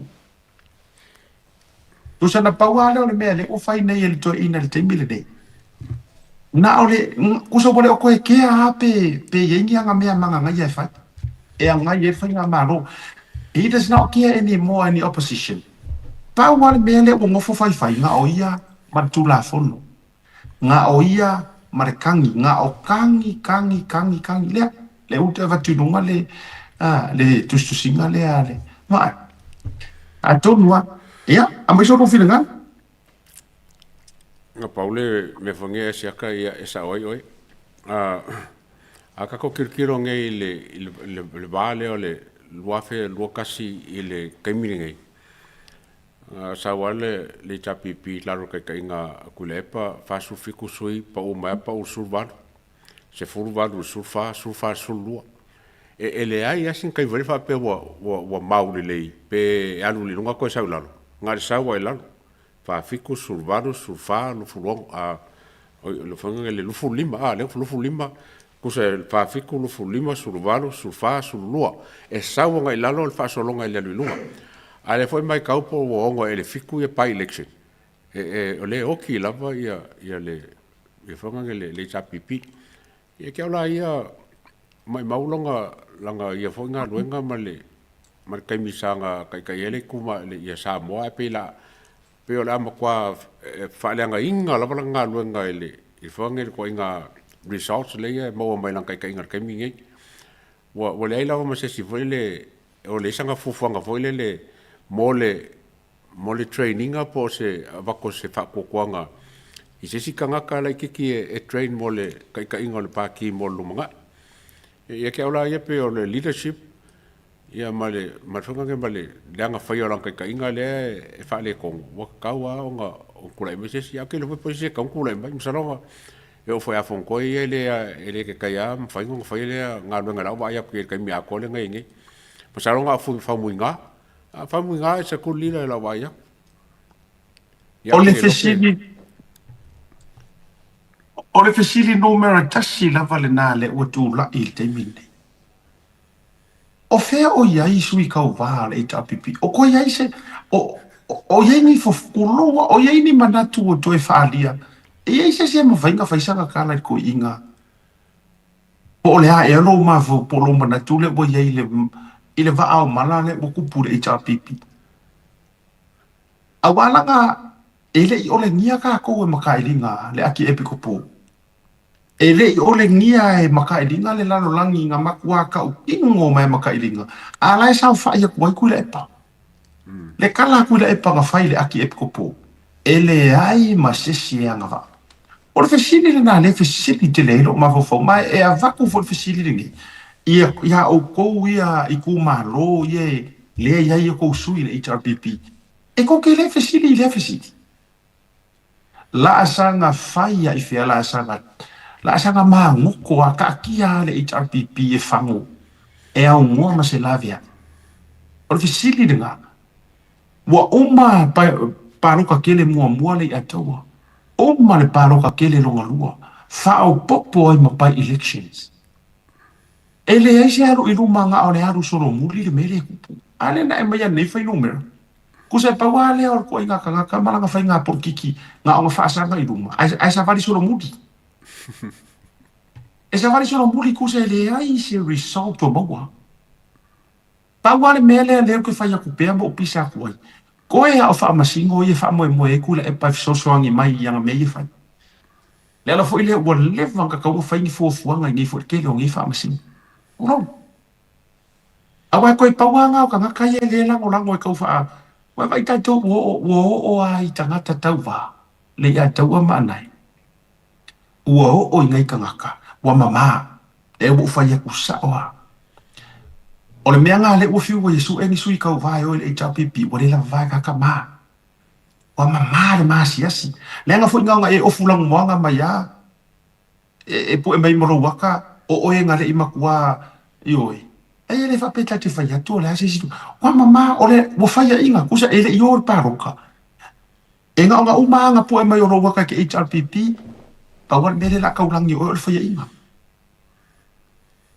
ai ole ano no fo ya lo au ola fa siri le I love to mention their name ole ai mo fo ya inga ma fa ro ya inga ai le se kula se ila vea inga ko inga pa ki fa pema o ko yo whatever lo au o ois Victor kama pua Victor lupe makasila o ene lupe makasila le si siamu pini o kau fa le anga le fainga maro e ke o so ke kau fa le anga ma e fia fa ku ala nga ile fio ngal pare bia ai le fa ni la lo fifeke ke aru e kau fa ku ngal HRPP pro pu sa ole va e toto ifo ko ke fa ki nga kalinga ko ngol pare menge mo ko mangaku ai le se yo ifo fai mo moro ko loko i fale ua mama yo mama i kaloa e fa fifela al fisili la fa ya ku ngai al fisili ko sa wale e to ma fa fonga mele tu e fa fifela nga ko mai ko ke o mai fia kai sa mo ai le ma fai ko fa ya ku e pa ya se ya mar ngo fo kai e fa fifela nga ko manga nga o e fa ko inga o ko wela ku ai o ya ku e pa le ma fai ko ka karasa o ko Uro. O fer ko fia kau ka kara sa ore fa. E ma nganya ra fisiri le ato. Mai. O fer ko wala ngalela ko ki o mai gei. O si upoaya ya li mongia o li mongia o le remote control le aku le pa. o sa o le aso ia ele o ko ia so nga ola mo le ku malo nga pa wa lo nga ola la ia e ola mo ku le epa pa wa nga a lo ko ku le epa e o mile bo uma bo ka pe le remote e ka pe a fo so o le ala nga ile fia fe fu sa ka kana ile ko nga fa puli ele ai wa la nga ile leadership ia ale HRPP kasi le ka nga fa ma va ya ku le epa po le ale langi ko inga ke roi fasi mo uma e su le HRPP ku li ese ia e fasi mua ke roi ngai fasi ai roi su le HRPP makuri ese ai makiki ai fa fo male HRPP a o lea o ke fesiliat o ke fesili sa o ai ka ia lea e fia ke kele ko kongo le HRPP e fa feanga ko o mai ko ke fia ka ia lea ko e le mafainga ko fixinga ko paki se va ai nga ko i lalo popo wa ka va lea fa ke mo kalasi I'm saying this from a pure heart wa makua ka va lea le o langa fa ke mo kalasi i ko me e fa o le ala wingo lo fa mtala le anga so se va e nga fa o fai i so se ku so le e kasi ro lo feio lu au failure i ku langa lo leadership out oi e vote out oi wa pe ke fa ma vai fosi oi ke fa ma vai ya wangi ko nga mea la ko ngofo ma ko li ai lava ai fa ya yar ka fidi sa ngo ku le pa nga o ko ilano mele mo la fa so na li ato ale sa le ya o nga ko inga fo le wala ngo ka ko mala vai e ka ko le mai e ka ke mga mia se ko angai le fo e le ko ngai ko ngai le ka ke vai ko ke minge pe o si le ko le ngai o si le ngai le ka ke ngai ko e fa fo lo le ngai la ngai le malo sa mo ai mga mia se ku ngai mo se ku malo si mo se ku em fai onga ngai le malo ngai fa ma venga fo la ba le media la ko ia ma ki kiro le media le ilanga ba ila ko lo fai le ka longa ba ka ko ku ya ai fo ngai fa ngo fo le ba ia ku e le o le le ka ko ku ngai ole makua i ku ngai ka fa leanga lava i ku ngai babai masei i ku ngai e langa me leanga me valea ya ai awo ke la ko ngalu ngai ka ngofai al fongoren ke aknge e makua le ya se me le ya pe nga kasi singa me foi bangai o papo ma fonge ma kulepa singa kai popo anga le kulepa ai e kero kai o mo kwa fa le kongwa le foi nga ngoma le fongo ko me foi ko la o mo le anga ala sa mo le bango nga fesiri ko kong nga kasi fesiri kali me i ko le ai se follow up le ai se fingau le ai se kakao aku i me ia mai fingau mai lunga isi media ia ai o vai nga asia kai ko ke mga mia se ku ngai le ma se karusia ya lu ku ma se si papaki e malo se ku le chapipi pe fa le lenko e fa le chapipi wa le ai mani mea a no ai ma faina to ya ngai le a taua ma anai ina ua uva ia tu ua pe wa tau ngu ma fa se ki ai ka ko fa pe mai puia pe ya wo fia wa ka usi file mu te loi o le ai o ngi mea a ngoi ko ya ngai le ai mani mea mana tua mai na paua mea lai tu tonu i tangata dei ko ya o ka fa leanga a le mea le anga e le mawhainga whai ko ngor pare penge wa kuri e whafo whikarai o tato mo mai la tu sa ua le ai mangi mea pe ya o fisiri fo ile le kala fo ile le a ruka ya nga o le o ko iai masini o le o ko isi ka mai ki kiro mangafa ko so le mea le na wa le to iai mani manatu a noa le langa pi wa nga o whaaro roro ai o ngofo pe o le roa tau te tala wa foi wa whaaku muinga o lako kangaka i le kau whaaleanga ai mana tua mai le a taua mana whaafonga sa moa e le karia le whonga whekarai ni kau whaaleanga ia e le karia inga nga paua mangaku la ua matua whaatu muina i le a limongi ma makuila e pa ma whonga koe wa pia koru ale wa nga o le whaaku muinga i le anganga o ki a polo le kau whaaleanga paua nga however e le mawhainga whaia i kokongo le mauka wai e le i kasi rua aku ai korosi e whonga whekarai whaasa e le whikau i la mea So o le halala na e nofo ai mangu pe ngu sa ka dia ko ngor moka. Ai nga o nga out mai loa o mai lo fa pursa na mai lunga o la to media. Ona fo ila o la wa like la ye la ku sa o ko ngalia. A o se upu a ia sa mo ni me anoa mo le ko yese mea. Na o me le anga vai foi la tatou foi ngole anga ile wo ia.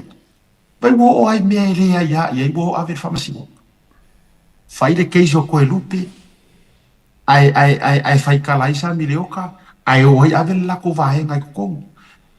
Fai le paro ka fe sola i kulo le fionga bingiska o famasigoga. Ai o so iurungia ia ave le kangi. Ai le paro ka waka ko vai ka ko le. Oh my god boy. Oh la le make sense. O le tu fai atu le nga ku lo war famasigoga mamalu e le ta e ai fu isi famasigo.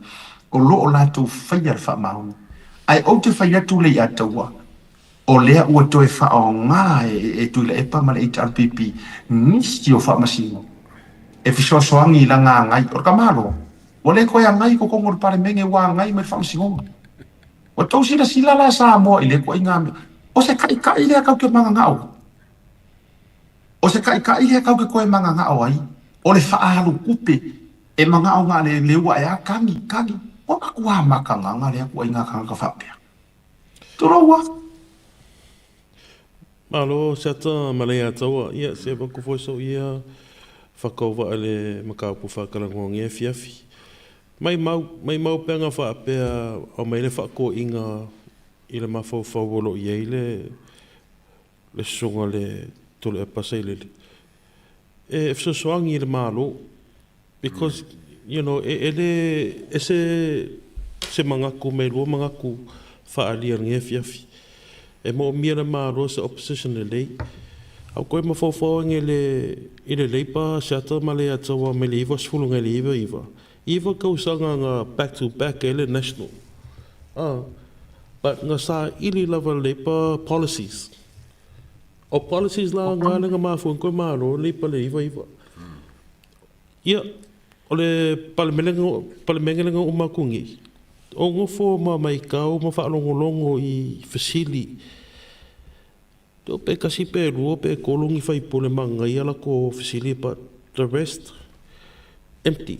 There was no caliber behind the questions. Le winga na le ataua ma nai. A foi le ala tonu na le utu whai atuai. Wale o koe iai se mea. It's just an empty vessel. Wale wa run out le ko mai o ko ale fua mai unga ana fai ngā pālota. Wa leo to e tali tonu wina e nisi. E o fo i le vai maunga koru le la fai ngei male a. I o le la vafa e si sui e si kama fo i le lenga randa ngei le HRPP lenga fai inga. Wa le la va maka ngā walanga e malo mai e malo mai lau makia a lau timu ia yana whaatau ngā pālota. Ilana corrupt mana whaatau ngā pālota. Tu lua mai le fast.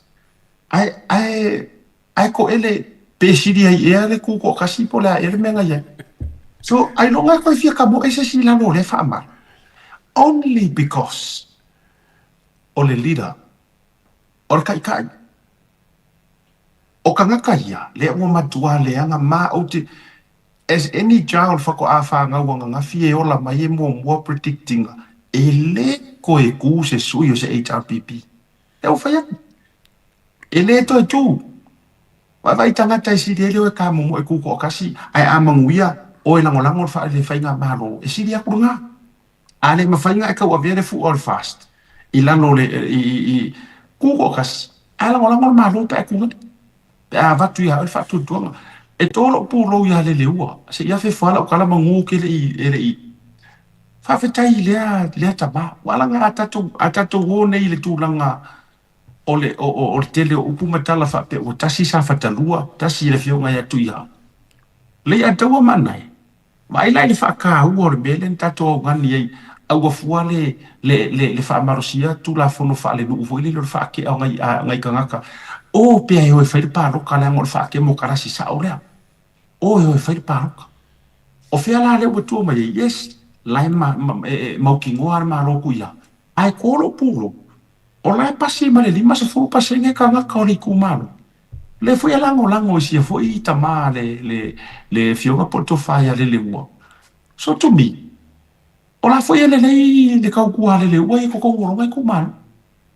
Ai be se foi lona fio anga mtu langa fa pena. Iyo bo makua sa wala fa unga nga fa le. Abo foi ke aru le ita pipi o ke aru ku ko kasi awa anga aru ke fa le tonu tu ia. Ai manu ia tanga tala tu tu tas. Ase upo ai le ita pipi. Because why le adawa ma nai? There are no more real HRPP followers. It's only Tuila Epa's followers. Pawanga ka karakoi. O kanga ka followers sa o ama supporters sa HRPP. La ua maroro. Wa maroro wa ngofo uma. Mamaka maka. Ai koe pawa kanga ka ye I. Doya o tangata ia ai. Ya koea ore au kau skuinga. Seta, do you think that they've given up, like the party itself? Because ele kasi ele lua, ele kolo fongi fongo nga fai, or either they try to have, e kama fai sui ele kai inga. Do you feel like they're just giving up because ele se kali o maka upule? E koe fo I mai e kai. Ya tule. Anai, ole tali lea no maua mai tutonu I tutonu o le whaafaritu I le HRPP no maua mai tausanga le tenei le lātou whonutanga mulia. Ke lofo le manino le fionga ia tu ia. Na toi tau mawhai kasi a kua ko I ngā la kau mawhai roa. E mesi ala le lisi fōlea le ngā le sawa kukukongu. Wai to te le tu fai pule fō. Le la vea toi ma tu ia ma la vea toi ma whaumuina ma le si au vai. Na I matai o risio. E ko kele la ko na maua la tala fa mau tala fu ile le mau tutu. Na matua ta pena loa vai ngale sukasi. Ka pena o ile ko varu fu ia le tau. Le to te le ko ngo. Ko na ta pena loa. Vai nga fo le nga mai. Na ton. Fo mai na matua ta pena loa. Ole move la towe take over fu ile le. Ai fa mai wa te ile rua to ina rua tu mare tu sur fa vai o le HRPP. Ai la tu fola tunga. E ka ai uma ya fala o so se es. E u fa ya tu. Le ala to nuale na wo ese isi kangaka. E ala kurka ma lo stui. O re koe ke winga o kula fongo o paki. E u kasi ia mea uma. E u kasi uma lala fo nga fia mei. Sa mi deo kare singa fia mei esi. E le ale ngo o mer kokele. Ai o kunga, e le mawhainga mei esi. E mai kula e pare ua. E ora kari nga ana, e le ua kari mamangingo kula vai, e le se tala fu, o te lofa e tofu se tala nei, ono se tala le fia. No. They cannot and they can never change kula e pa. Le ala ufa e kuana, o le pingur kana lea male, o le verification o wha maongia o rau kana. E le subia kula e pa markaika. They will never.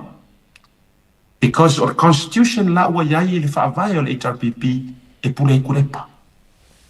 Nobody e sauli mongi or kaka lea o le lapiki o le alope lea. O le poko i e sau e ke keu mai ka aro e mea lea ngaranko inga. E sau papae mai wha mai. O si toi ina o matua. E al matou wha alo. Pepeno. O a wha alo. O a wha alo o le wha vaira ngā e ko ke le koe pūlea se mea e uma. E o ki aku ila e pa. E o ki le kofi lea. E o kare ngā anai. E o titu ila e pa i le tofi lea. E le mawhaina suia. O le kala wha ole leo mai le saudi mongi ma au whainga ole mongi ai pisa le melea. Na pau ane o le tala wha ole. O le mātou hawa isto ina o matua. O le mātou hawa wawaiga koe. But so far, e le se mwhainga whaia. Sata lea toa. Ia, o le o mau le wha maunginga sa i loo ko inga i koe lau. Ia. Lea sao sa i koe ngai koe lau. Ia. Ia, wei, la alo kap. Ia, e nā.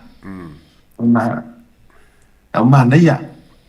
me siri nai nana malanga si alo ke va ko di pese fa pe o di se fa finge ri ari ko le o sa o di no fa ya ko di ka ka ari ai no fa pese ro ma ko fo ma inga la Olo ka manga la a ko kai le mele ka o le va. Nga au di mele ka o le va. Manga ia ka ko kalonga fole le wala ka kilo kalonga fa le anga le kalonga se fofo se ku anga le wa wole ska ku anga le o le fanga ngele ka aka kilo ngele le lim ka usanga kenge ku ma u ale venga ale kusa le me ngale nga ese o le fie kai ku lai mai kai li seu same thing mela va kasi ku lai mai e tu ya o le mela va kasi foringa mai la o le o ka ko kasi le ala inga fa inga ia le chapipi ai o ke mo fosi ku fa pe ka fio lai se ka mau ai ngo sa mo pe nga fa pe la ku ka kaule kai mi o kuila epa e lango e fa inga malo mo so soangi ile keleo o me foi sa nga ke sila fia e fa le sa mo o keleo kai mi ka le ke nga ka ngor ka malo nga me nga fai ai wo le nga ai ma ngai pe nga mai le nga experience nga e so soangi le fa inga fa le lingo fa nga fa le ele ka ko fa inga malo Okay, agree to le mga kule le atawa. Langa you know, if you think about i le lua sulka usanga o palemia ia tole epa. Telefono tanga, telefo ita i sa ia fono fatasi sa moa mai sia tunu. You know, o ko maila nga le ngo fa ko I kemi o fonkanga. You hear it now and then, but o kemi ese fo ia le melo I ko inga o le ko kusa. A foi le winga na le te vai tu ai le atua ma nai e no fai atu e le ma fai nga ka ko e le ma fai ta to mana tu ina ma tara no ina ni ana mele le ina fai pe a fai wo ye to fo ma tu fa ona uma na me na fai ka ko ke anu ai me sa iwe e ka ke anu ai me sa o le nga fa ngano o mai le ku me le ya sa ro inga o le uska ia o le mele ka unka ko mangkua le ai fai o fi o ka ko mele li a me o mai le ma fa ai a o nga ka ko le sa o ma le fai ar me sa e fai o fi e nga lia inga makia inga vai le men kupu ya sa o ka se ma nga nga kupu isa la ile ma nga ia fo I kala o ka wa sa lo la ko ia ma la o filiskia me o a le men kupu nga o nga le usi ka ia fiu ko e kangi aku ya Samuel e pipi ia ku e masaire pikol o fo Samuel fo me Samuel mai le ku fa ia sa fa penga uma ro sai ro ingor malo mai ya ala le wingor ka o ko e manga kua e isala e lungi mea sa ro ngi kai profesidi nga o manga kua pe isala e lungi mea sa ro fa e se mea nga le history ala pipi ele ngo sa ro ai le ai se city o fa inga ya sa ro aya e handu ko mo Israel e ile city called the city of David aisa le nga manga kuwa ile kuwa me nga fajer ka ka uska a e handu Israel e ile malu e ka o le temple of Solomon po ole le usika yo Solomon ai a faya nga ile nga ole kuwa e fa pinge fa mau le nga pawa le or ka nga ia fausi inga le malu e ku ile akola au le fialinga wa leva nga faala inga wa leva nga saukia wa leva nga kimu ia la kola au mai ya musi ai o mai ka vika mo o ka vika ke fawa le fale ku o le akola pe ka ia le fawa ka vika no fawa lo nga kari o so mo o le ale wingo o faso le la nga ko fa fo mai sa mo ai le la no I speak o ke le over ku rungo so wika I speak with authority mai le ku o lo ke kala mo ko ora so sarnge ma ko ni and sometimes e ka mo directly ave ngore up le nga ko sila ko o la me la ka ko vivi ai ku la e pa nga me le nga fai o le o ko le nga uma ile le fiar isi nga o me le nga me o ka ko va ai ku o la me la ka ko sa nga manga ku ai fo nga me honest pe le fia ba ko ke ya ka no o ke le po le ye nga me ya E le mawhainga ka koe fia manga kua e lea kua oe nga e usikai e le usikai. E ise ka mai koe fia iso ngā kari e koe whaasanga kau mai. E ngalo manga mea, le alafo inga le whaku o ko umai ko ke kaulangia mai, mea sko inga nga whai, ua manu le umanga mea kurou. E ai masi ua whai ngō fie nga wha ngalo umanga mea. E langa wo wakua i le kala oko lea. Langa i oa ia sauro nga whiri fo i lea kua i le whiri e sa kau. Ai nga leu si kai roa. Sai roa ese lea kua malo. O yengi mea o manga kua i pea. He se mea. Nga o kongar puspa ia le kau ke kala ngoa ia sau. Ai anu i salai. Le ai ma se mea e lau i loa nga o ka vika e worship e i salai. Ai sea. Le anga ore kama e ui i longa o langa e le a kua. Ai sa ia whaia le mea e fia i fo bai kala a kuspa ia. I found David, the son of Jesse, who is after my own heart. Pa wa leo ka ngaka kuspa ia o whaia kala lea kua. Lea kaua maanai, ngā ka havika. For I found David, the son of Jesse, who is after my own heart. Or ka ngaka i loa le whaku o lea kua. Sunga la aulia mali ko, pawa ngar mea ngaki whaia. Awangi i whaafia i ka ngaka, awangi i whaafia i amangia, whai le mea lai le whaku o lea kua. A whai, o ngā manguia leo Samoa, o me kango i o ngā lima e manguia, o me kukua i o ngā aao e manguia, o mea e sau ngoa i e kukupu. Aisea, lea ngaki whaia le mea lai le whaku o lea kua. He lana ngā le kau ki kara ngoa i ngei mea, a ka ko vava ai i. Yes, o se source makua i ka ua lava mwhako kua inga nga opening mea kia umelia. E le mawhai o ngā voting i whafoku ila epa male leadership ale HRPP because ile swing o le constitution la waya. Wa uma constitution kua ile sa inga ko inga ko filauma. A o le koe keu unga ka manua. He holds the power. E ngā o ia. So, o la ua aku alalo le au HRPP e sa ue kama moe. Don't waste your time. Le anga e lua me ke maua, o le whaaru mainga o oe, ka uwa lea roko o lua malau whaangau. Ke le fua ma upu makala, ai ke le leanga. E sa ala ukala. E le o oe se ka ngaka leanga. O e le la kousa au i ko ke kama mo i pa elections ia. Don't even waste your time e ke ka mo e fua HRPP. A e fia ka mo e aru roku malo, a whai e ke aru i le fast, pe le kadia oe, aru e kuko kasi. Ya, ora koe so ngai ku sai or kaku fa so el kula ngale le ato. Haro. Esa o le ka o mai le ngai o ela kala siaka ale fenga nge fa ke kala si fole le ka paloka. A ka tiro ngai. Soli e on se lo fiku o mo ka le paloka ya tuya. Fa sumar ko lo ka paloka, fa sumar ko pasenge ka paloka e le paloka ya tuya. Which is o se mele lei foi le finga o inga o sui ka mo o le kumaro ai le mele papel se paro ka faia ya le faz ko que ka faço corpo sem o sa faka le paro ka tuia ai o se ngumela le malo tuia se ngumela mo nua fixo lima fico ia pasenge paro ka tuia. Bodi mfa maoni le ato wala o se tala fia lea.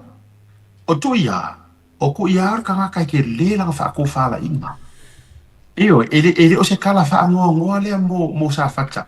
A fa ye se me ka ke fia ai. O la le ke mo kala si ko mo sa fakta. Sa fakta lua. Io e pa wale me ala afilo ngia i maleanga. O ngore foi la fa la ka ku ave o fe area. Ave ai o fe area foi la fa la ka ku fu.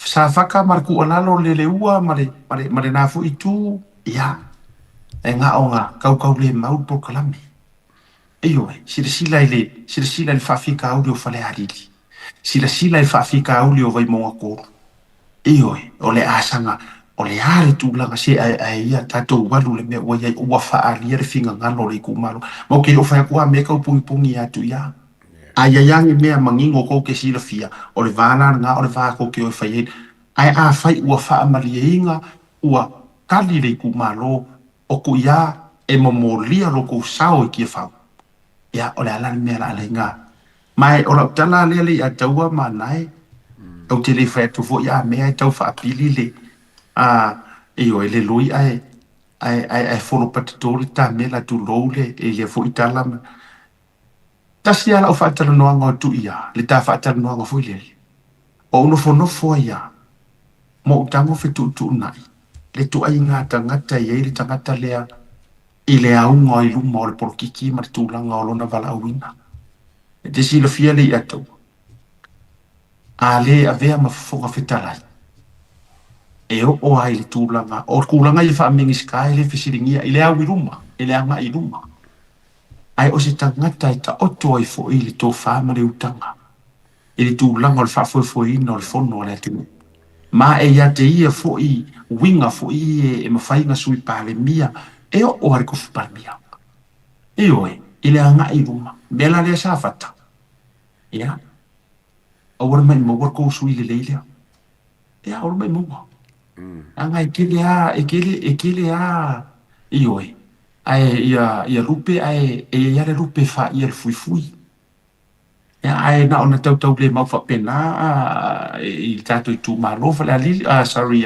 sa fata lua ia na wa sa o le o e siaka o se whainga le wale ke wak ngepe fōlinga mai le laka wā ngā ia le tapipi o ia le lewa mo se whako unga mele kam whai ai a ke whai ako se mea kwa mea whawalwa lea lawa le whai o se kangi i se kupe o lai kufa i kongore kumalo e a fie fwoi ma le lewa la kou ia ma suin ka mo e longo winga o koe ngā kangi le pe a kupu ka pe al kangi fwoi le lenga kongi whawhol whamsingonga fwoi le ngofo sui le si kumalo a kangi o le sui o miskao whainga paloka.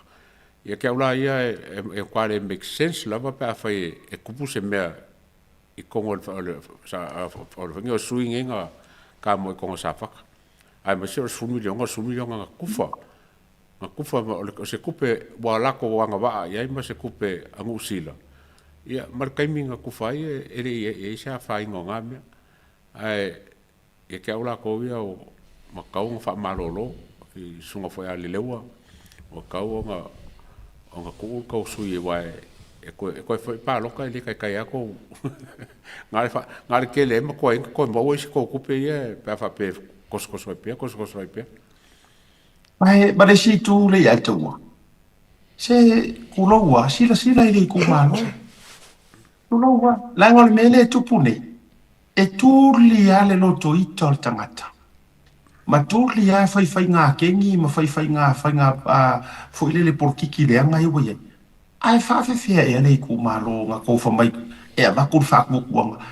A whai ua uma e ngā ua le, e se mai le tu ai ngā whakosi ngā obvious fo ile le. A ole mea le ia te au ia i le tupe le a sa whata le milio, se furu milio. So le, e ofo lo uloko ia le ua tu rou po oi lava. Ai oe ave ia mea. A ore mea ua lewanga kou wau ngangi pei ore whaakarikari kimu a opo i lasu.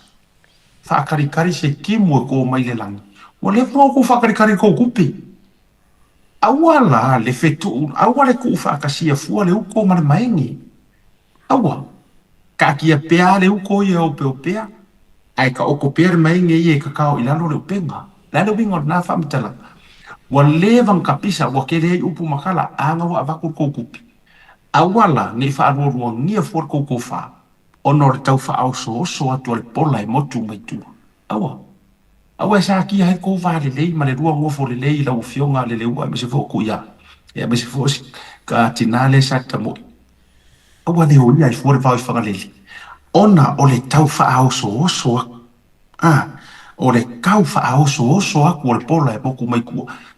O ngi ka ko pe o mele nga le sawa o riska ka fa o so ve vesil ko ku malo a ngofo mai a vai le mero tu pune ya fale ali tulo la ngofo sa video ka sa va ngofo le ta pipi ale la u ba ko fale ko ngoi fale ati tau te le fio o fo ile namia tu tele le ta tu to fa ya au te lo ya ole a ta o ngai pai le ta o tu pai le ya tulang al fa boy once again le atawama anai congratulations ile fionga tamal fal fionga ia tu ia le toa ia fa kai foi le fionga le frekua la ngai le ba foi na tanto wa a fe atu fa tai tele la fionga le fretua ia mai ava visikota io a tai la tapu inga a ka vai a ku foi le au mai ngo si frekua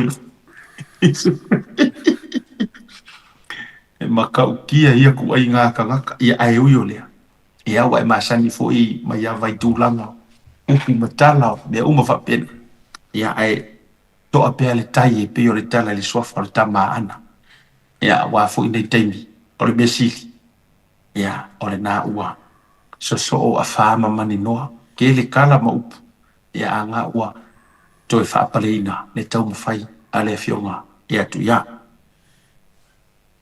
ya le tau tau mai rai a totole me I mola totolo no mata pole o court cases yeah fe to so ia fa facility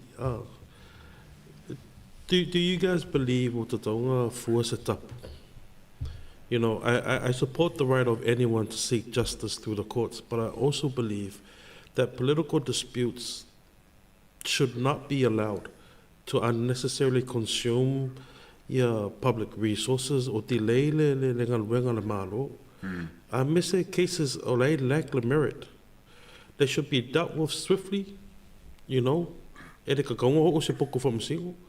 that the national development remains priority. If it does, you know, if that thing does happen, the mele asafaka. I believe it because it wasn't an election promise. Or Kupera Safaka was meant to go to Safaka. The distribution and the time was entirely up to the Malo. So, kako me isi me ke pele si video mo fa longo le weekend. Isi fale fasala, fa pe me se kala le se kasi sui o le fale fa pe mai. Ia ale mo la o le famsingo mo. And more if I'm saying long to me, that sounds like a mayor with a foul, if with intent, if I love le pandemia. But we got a lot of city. Only, yeah, le tau so no ana, but to lo se so. E sa le al mele mai e fange fui mo.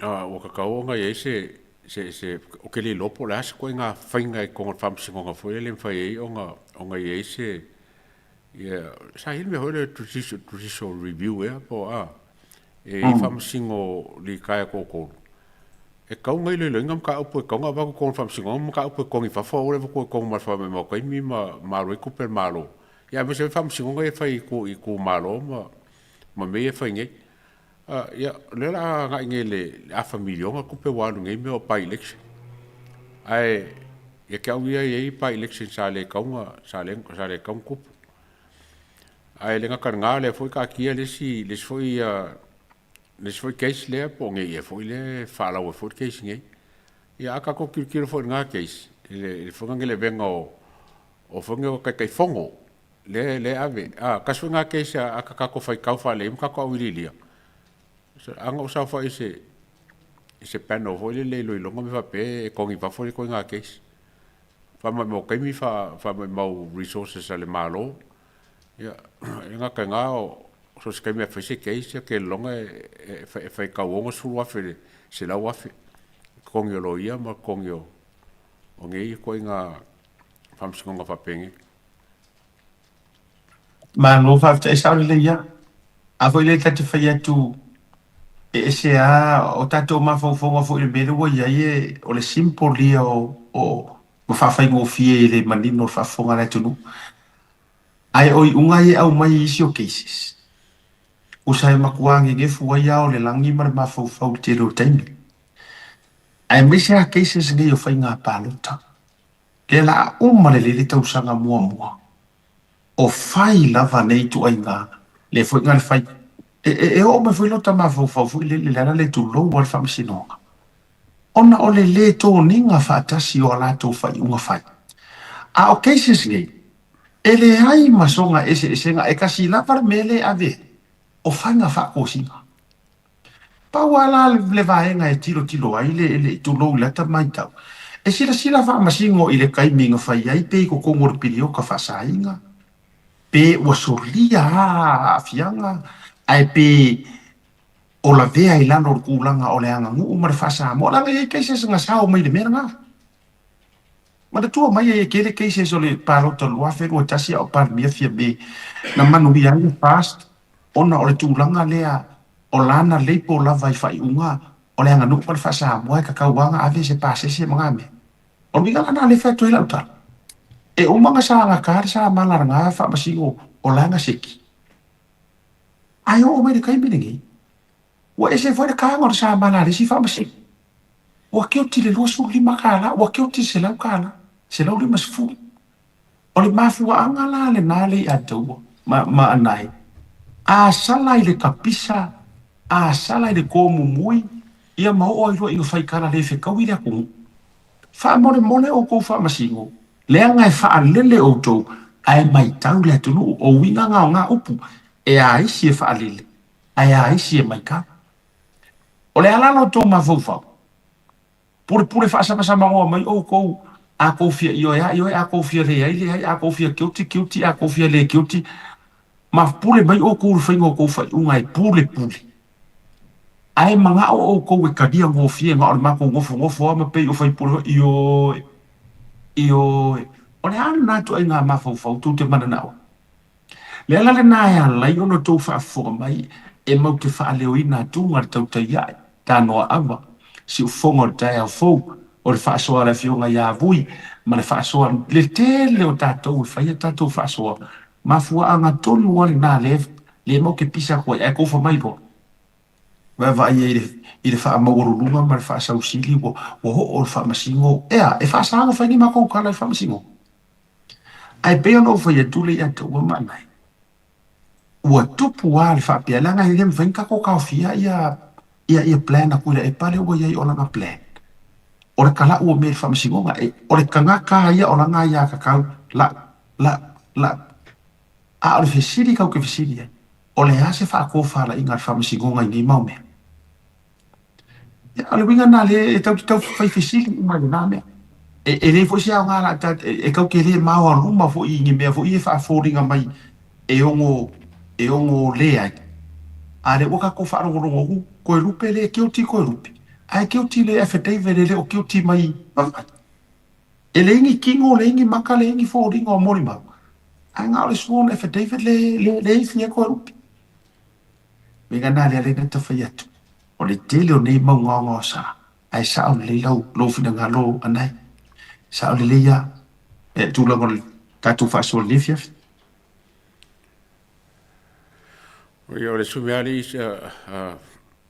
a siaka o sokanga o loia o fa kele inga le bako ke si fa e folinga mai o kele lopo po lava le komai a kakoloia warenga la o ku ke si fa ale foi mai ka wa ku le kele o me e fai e fai ngofia i si me ka kikiro ke ai le fai po so kanga nge ka koloia sa mo foi le ai ka ngola ko fa wa ke islia wa me o mangi o lo ya sa mo a me la ya lo wa ke se va ku ke si a lo ke se va ku ke si le venga va ku fa msingo o ko fa pio ko ke si wa fa ke le inga ke le ke si va ku ke milia nga ma ka mai le fas ma fa msingo nga ia fa nge wa ka fo yo ka mingi se ko nga me fa penge wa ka nga ku lai me se lo ya fo le mo kwa ka kia langa alu e foi ngai finga o kula fonga wangi ia ka mai e wo foi la ko kula ngor ke si la ko wi a pela fa palpala la le la ko ke si ya o tu langa ia ile vai nga ya awai ole mafile wa fu ayo na fifete me nei sa mo le ya to wa manai o so tanga ia ia a sala foi le vato nei na tangata ua fale tonu le tulo o te le questioning la vale ata mai ma le fa mahoni ma me uma ai a fa pea o se kangaka e mai se la fa inga wo ma se polkiki a le whaamasinga. O le ke le o le fesiringia o questioning o le integrity, ma o isi foi whaamasinga, o lato taito o lua e affiliated polkiki e HRPP. O inala, ma tua e voice atu. E tele ala ina whai mai ia o kou fesiringia le integrity, soli. O le miske e lio lilo le merenga. O le miske e lio lilo le merenga. Iwe, a o soifuanga le nei. Se o loa ngā kari kongunga e ke wha maungi, ai i leisi ka ngaka. O oe o le woa pai mala whai. Mea ngā le whinga tai o le tūlanga wa isi o tātou aturu. To e fwoi mai le tau tonga ia le whaile a tau o manatua. Manatua la le whakau konga le ngau koa ia la o to e tā ua ia le whionga ia lau timu ia. Manatua na umana whātau tō, o warungi o koe makamaka i whisiri anga whai a whowhikalai. Te whio whakau konga. Pe i lo wha maoni e te le ia ma le ia. Sole, koe kau kou le kaka. A le uma ma le whaamasingo. A le makua kiuti ai whai ngā whaakosi ngā whai ngā paru. O kasi lea vaenga waka, kau waka keu wa inku la fo. Ia ila dou ia le asa huni e whaatau tō, ai a uma e ki koe kiuti. So le ka kaunga ingi vaenga e afia e le criminal law ka ngakangi. Nanga le mo kau ko pe pero i rumo le aku. Tēnei roa ia iso rofi nanga. O le mera vale o ka awhasara po whaakolunga o e ka karangoa ngai mka upuia. Ai, o ke longa onga ele i mōra ka kolua vai kou le whainga i suinga. Ai wha moe o lo mai kau mai e kako whainga mālo i e suinga me whapengi. O le kau ko pelo. Ia, o le mea whaikangaka len karianga ia whakosinga. Ia markangaka len ngāre whakosinga. Ia la ver fai pule ai le ver kangaka kai pera kangaka len ngā venga ia le sui e koe lupe len ngā venga le se lau lima sefulu ia malili maseu.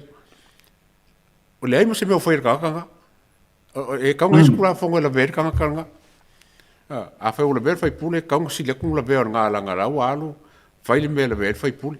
O iang whai ale mea. Ia ke longa mare kele lava. Kele e kula fonga e kau kikiro ke i. Kai pela o mea lenga mai fo le mingska whamsingonga.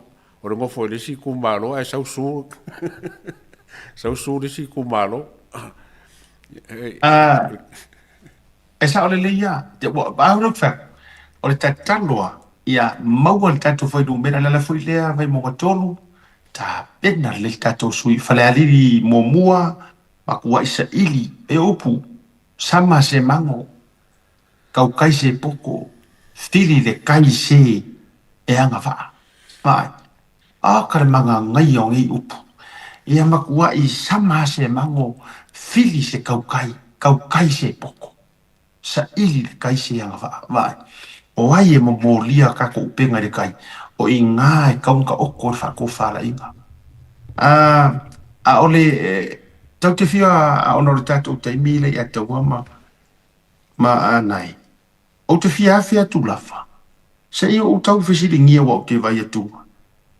O le o vetua sa o le pātu o le whātatala noa ngā limoni. Ai wau vai atu. Mo le to e oso limoni, pe wakalia i limoni ka kufau kuanga fo i e.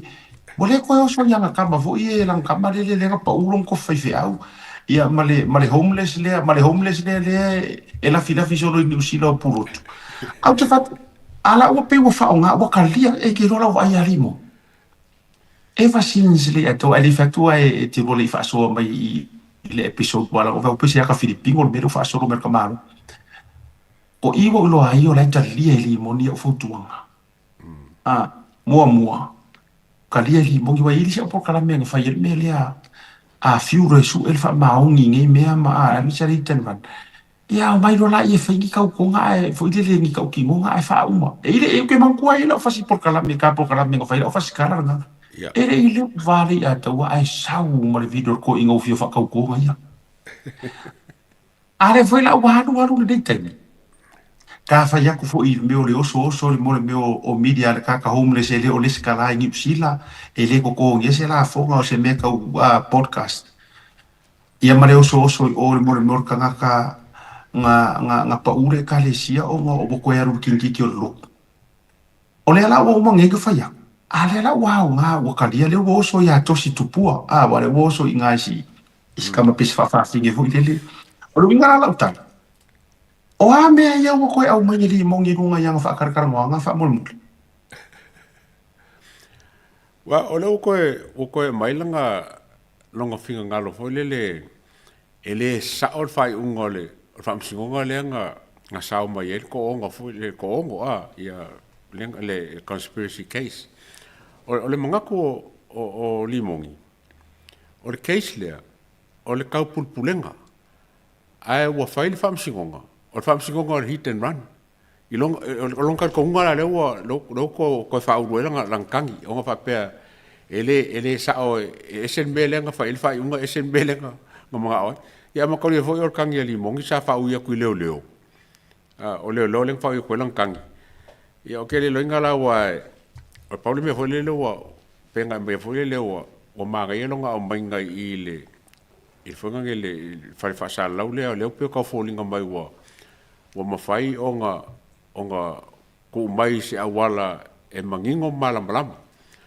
wa sa oi i fo ngele ya le vanga le fa mo o mo kwa ngumia e fa ngumia kali ngumia fesil ko ele malam ai o le la o mangingo mai ile le finga ngar wa manga ko e ko fa ulang kangi onga o le mai ka wako ba le fa pe mai or kangi nga fai onga or ko inga fo le fa pe o ia nga ba ai kingo yai ia sam wala welcome kikila ya o wa nga fele interview sam a mai ka wako lo interview siaka ile ia se kala sam fa pe o ba ai ngala ngai lo sam o ia le mia e ma ku pa a felo e moni lo so no nga o va vai tu mo sen metanga ta kilipi le ala vai la ta tu yai le ala o fia o so mai ngai le kai bine ngai ko fai mele le ngo fa ya ko sa u ngor programa fa mkala vai ta tu yai o le ma li lo tu fa tu e fi wei ka mai ka wali atawa o la na ti ta lia le leita fa tuanga fa e uia ile fa fe ke inga la musu e va ai le ku o ka mo fa ye ko e fo i mai ta ua to e fo i mai ta ua si o ka ngo fi fa karango ale o ko ya lui fo i a matan tau fa matan tana mai a o va ai tu ya na me fa e a taua e fa pe o mar mo me ole io o ta rongo fo ile le inga ve ai ka ka ro fa si so ro ia ka ka le ka mo fa e fa kingi la kap kingi o lo vingo la utala e le ai lava masota manu tali tunu ina o nei mea kusa o le a fa ke le inga ma fa arua iluma masalo mianga o ngai o o le sau fai mai ngai mea mana tua mai e ma fuanga nga ku upere keisi i le conspiracy e musu e su e sa o le hit and run o le kalinga o le o for kama o siampingi me ka or pepero por kikireanga o le mea la le musu ai e musu ke le e lo ke saoa hit and run e musu le ai le mongi e le o se hit and run le nga fa ia fa le hit and run e le vakua mo le mau e le vakua uma ka mai kia ngo mai le fa ila ko fa karangoanga pa fa na e mele le ngo musu ko ke karangoa fa la wo ke le mka pure le nga e mau ai oi e le e su e lo le hit and run o le sia u fa ia va le ke ro fa ia va fa kasi wa ka ko so e su e lo le hit and run wa ka ko so ko ka manga le nga o ia le si le fa mai wa uma ko su e nga ma leo e ele si sam sa e ele si sam sa va o le ala le fa nga so lo e le ia va ku ka mai ki nga pa ki le nga la ko mo le mawinga nga ye tu au e le ia va ku mo le mawu ka mai ki nga e le ai nga o ko leo ai nga o ko vai nga ia le ko pure me pa wa nga ko ka manga le nga ku roa ma fa ka o ko mai o ke si ia ko mo le mawu ai le se me o ke popole mai le siro makua a wete popole a wete lo tutele e oi a o lau mele ke sau fai e ke kau mawhai e ke sau e koe wha sufi mai wha makasala mo mai ka ngā wha makarakala wa too late le mongi or kalange asia kamar tau te ia e vaku ia oi wa too late wa kuai le ngā mea, wa expire le ngā mea, ka penga mai au mau, e ke saungi mai su e ngor hit and run. Paua ngā, aua ke koe harufu e koe ave conspiracy, ua uma o na fai i ai le ruling ale whaamasingo. A fai lai ke fia, waranga i ia ngā whasilenga i whamai, a whai or kou mauro sa ilo rame o kou.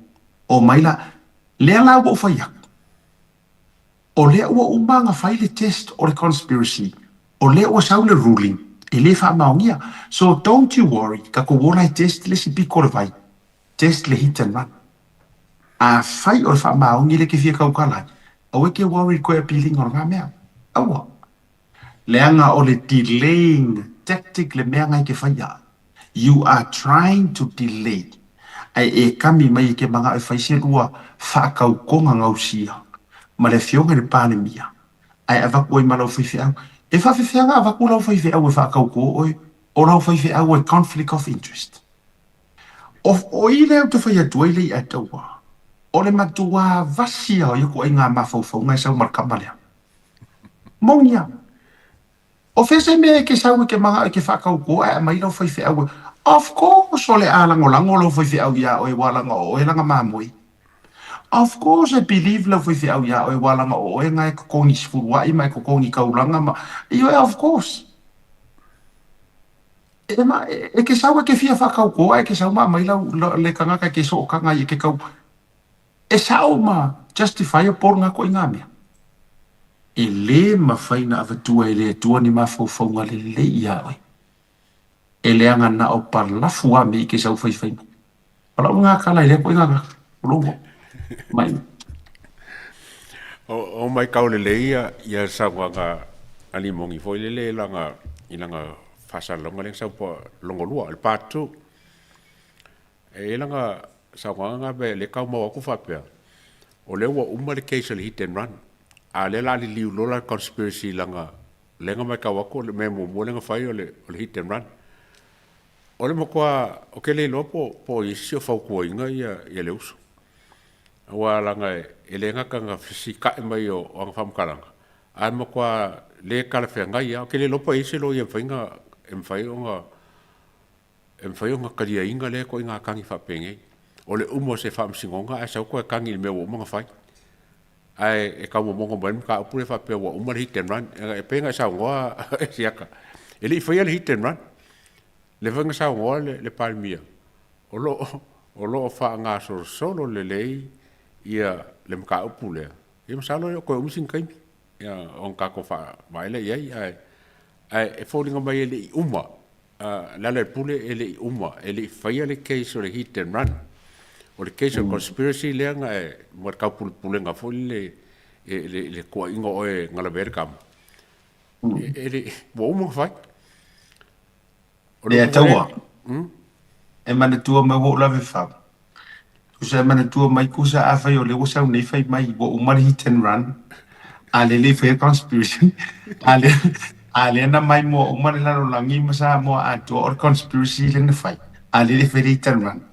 Usa wo man ko ilo i ngai ali kara i foi ola sofi u lo wa ka wale wa lu le aso o wo matua nga la fia ya fia ku ro e le va nga fia ku ai vela mai mar kale pua le ma ngai ora kale ai fe pua ia aso tu lo mar me ai ru mo ngai ka makala ia la sofi te ban to vole sia ma to lo tu le tau sa mi pua e va ia ku le mo di o le kare pua a ua makua feo ki fia ai mongongi mai ia nga uma nga kakalo halu mare a ai ua makua i a ai ia na mai ana ai fa mai ia fa fe tei tele le to ai ngar fai kare mamoi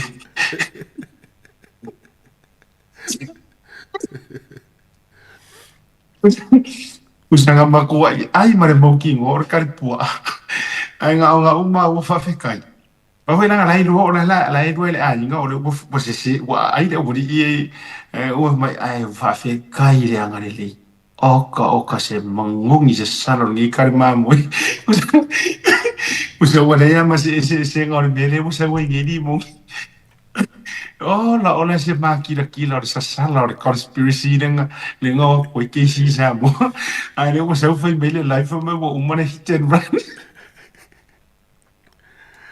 Nga, o mo kwa le fia ia la foi fa me o le ficus fulo mo le mau le mo fai ai o mai nga le mo le mau le fas.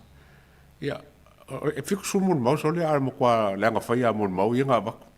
Le ka ko lo mai le ka ko foi ko ia le mo ka ko fai fa singo ka pa ngo so le mo kwa mo ngol ka mi nga ba ko mo le mau. Ia ke lo pe kalia fa singo nga ko nga ka ngi pe a lo pula ko le hiten ran. Le e ser case nga la fa so solo mo case nga salo la pe lo ngo fiku mo fa solo nga la la er kai min O ngi mea o le wa ma kila le la laue e ke si o pepelo le si o nga ringa ko singa mua o you're corrupt ia laule lare isa fixa kai la foi ka uma le fixa kai wo ko sa feni me wo uma nga fai ke si fala nginga kamaya i ka ko hite i ka ko foi conspiracy ai usa fo ma ia o mo le la ma ai ali terma ia lenga ia o si me fa mai o mo so ia mama o kilia ia kilia le kilia le foi fam singo o le si mea ria siaka o ke le lopo la men ka wai ia koe lupe la mkanga lang pamkalanga fa pe o menga maka mai a koe lupe ke ufai ua kia ngai o le a fai lau te fai atu o lea ua sanga solo tu lo ia fa uma mai ele atu ule na tala mana ia palanga o upu mua fita lenga fu ia fai anganga le atu o mua ngana tu so le mena o tupu ua sanga solo wa lei longa le mole ia arme foi latlia le mole ta ele pisi e pisi a koi fua marisi ka ngaka masusu o koi fua marisi ka ngaka la ele o ka ele o le mea tonu na te fatu sa ina le mele o sa nei fai ai se mea ke kango e fa maunia e a ke wai ia limo e mo o mia no foi fa maunia lau ta vale ma lau len kusa e mo o mia na ruo mai ma Samuel o Samuel le ki witness a oi ka tia ia la ia tia tu lowa ka kia ia la ia kia ule moli mau o Samuel le po le hit and run ai le a kaua le a taua ma nai o le moli mau le wa sili o nga vanga ia ilo urutu si le nga vakfa pe nga o le moli mau le o sili nga vanga ia ilo ka loko e fia mo o mia ila se fa kau konga po se fa karangoanga fa akasia Sam ma le lile o limon o le taimina luai Samuel le fale o limon le anga o i o le details manga kua va vea o le mori ma Samuel le hit and run ele i mangingo ngi foringo se limon i se kala Samuel ele i mangingo nga o le Land Cruiser ma le upo pau nga a o le mangingo la inga ua waku malanga ke le fongi le ngapu e ai le aka ai fai fo i kanka e sofa ya yele mia sua o le ka vale limongi mahalu ai loa ya lu yuta o ingala le ale a dawale o te fai atu ai o i le ai makua i furi sa i ai lo uloko e a fua ingo fai aku e ka kaua makua testa le mori maule ai le teminga o ia e ka kaua ko e o leo ai va ai nei murder trial ma me foi ngai e koe o leo a ver kanga ka le witness e koe fa sa vali le me lenga koe fa makala in details and that's my challenge a fa fonga mai le fionga le pan mi o yo fo le mingi ska leo fai koe avaku Samuel e koe fa sa vali le e repeat le me le langa ile party le langa mo not the night or the morning a le aso le ngadu i le fale o limongi e mo o mia le koe fa ave le walk him through le po fia fo i kongu le mele ngala kuai ai sau de ka vale e a por ka vale e por a ele fa kaui e fa mai e ofu fa fo mai o le kenge marakama ai fa mo le akali o limongi ka unga ave Samuel o koe fa sa vale le lunga i fasikepu wa le e sau e lua fasikepu ke kele o le fale o limongi lai sa o Samuel e mo fai o e kau le ave le court le fasa o ngol menga le wo uyo ya ko sa o vai faro di mongi fa penga e te tauna toi ave le leia e fasa vali ma ave lunga le mele nga la kuai ai o so merika nga ka maronga leo e furfurua le faka walking through ave la Samuel we fa singo sa o le poku le ngau i malimong ma vai ka ko ia langa lo ke karango ko fo ngai ko mai o nga me fa penga o le vanga le official corrections o lo ke fa ya ku take it langa no mai Samuel na ku mai ka kalea sa ro la karango ma fa ya ku penga e ka u se sir me le pala o nga ho ro la e pia ngai I think na ka we nga ho ro la ia le o fa la ro la ngai e u la Samuel e ku limo e ma ngai ala le ko take le witness take him through el falilia ave sa o ave kongore po o ma fanga o ingala e mo waile o va Mary o inga kongwa ka nga ave le mela na le tu fa yatu le mongi awa ke popole awa ke roko kele ele io or kai mi e su ele me ka or hit and run e su elo or ko inga ma anga le kar ngoi karasa o le ma anga le la ma kwa fu li lunga se ala u cavale fer fara insingia la le Jesus nampa ai sia u fa ka fa fo se ye piko la wala le ku pole eskengi o le menga ka o su ngor hit and run ai le I faia fa ka si se nga me le fangi pa wala me le fangi nga ole la unga ku ngolo vai nga le nga la ku fa la ko mo ba o se ko so nga o se ko so nga ye fa ma ngor fa fo ma ye le tunu ya wengi fa va de aka ko video le au so fa mi fa pe I wonder po a fisilia kan kalia le lo ke fie fa I wonder po le hale point at o le media le fa mo is tosi tu pua o la fisili o le what is le mer mara tosi ya o le hala langa what is o le hale point o nga meia o nga ka ngo ko fa le o mai ku so la ka ngo mai langa media e fai mai ai runga e fa ngo ali mongi o is he asking some valuable questions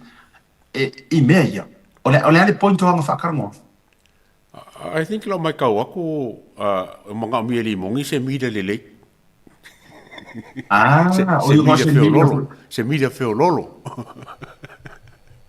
no o le winga na te fai atu ai awa a fai o le wo ko ya ru ka ngo fa karmo li mongi no am just okay o aka na finga kense okay de mara sangi foi se tosi a lo winga lo ka ngo familia a fai o langa purpose e ka mola e koela langa e isanga way of interviewing na nga ya ka ngo ha e fai hard questions ai a fai nga va ko langa media foi le pe ka fa sa ngoi lunga fa ngo ya li mongi ya ke o ke lo like le ku e u ya fa pa para la pa o foi o pulo ku mare ma nga skeli fa homeless nga wala ku nga nyusila ya o ke ro ke le ku e ke le ku ni follow was a pulo ku ngai lo le Ona ngai lo le ole ali ko mermaid me mara o ia nga mermara eu que ro me ka masange anai le mermara o ko se fia nai nga le olisita toua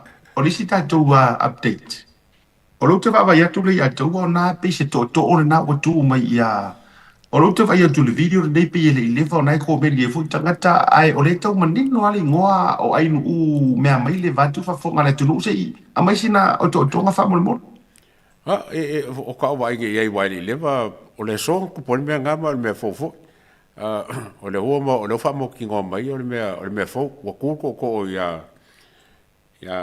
ai ngu me mai ya la foi ku la ko ale fo ko ris ko sei play le fo nga nai pe fa ni tau fa ne wa fa mo le la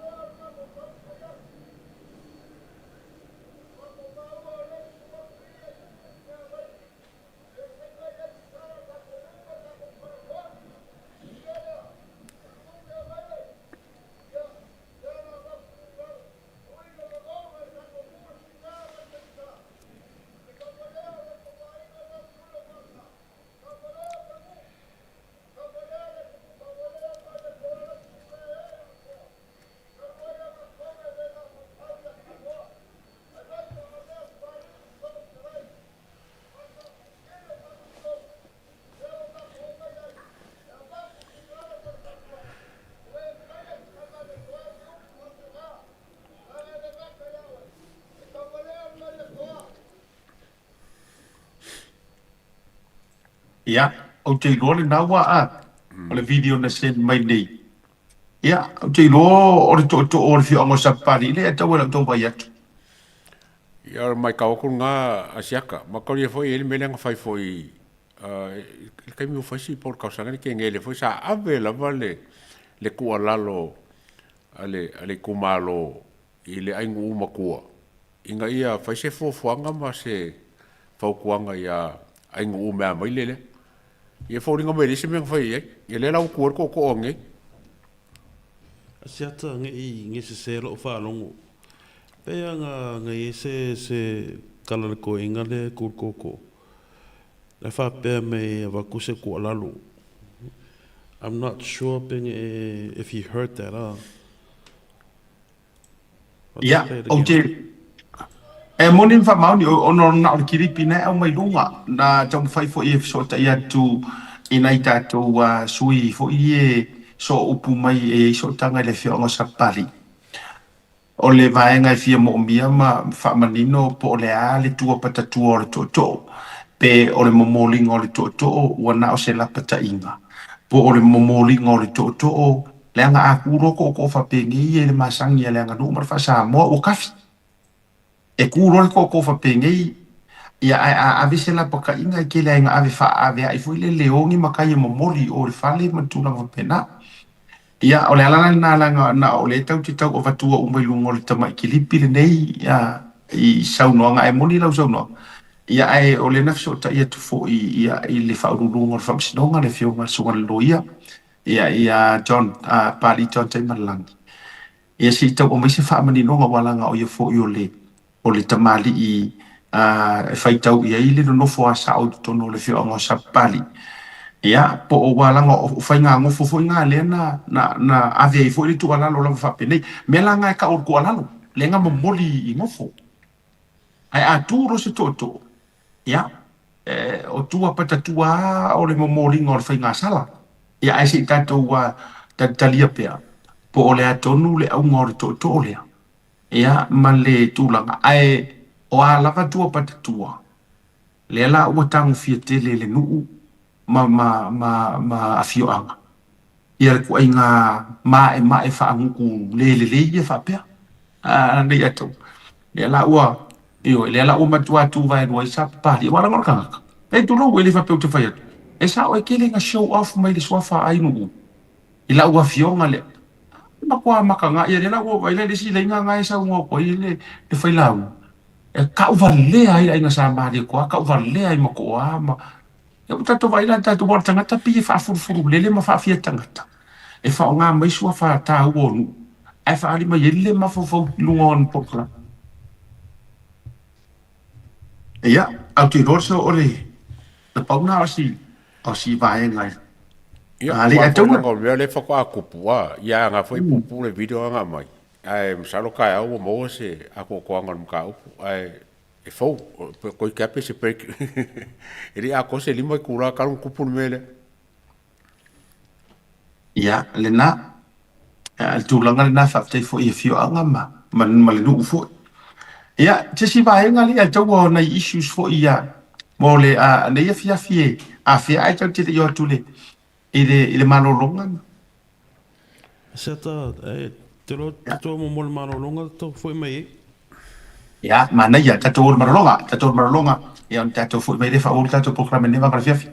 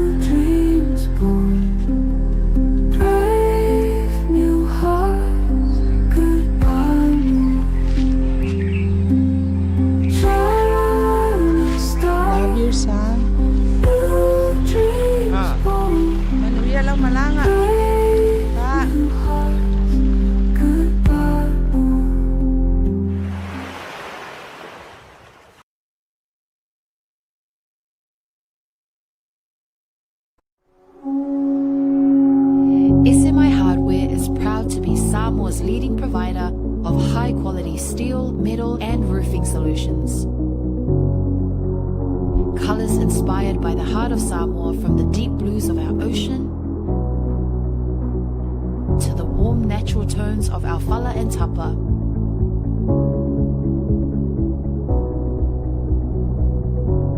To the vibrant greens of our island plants.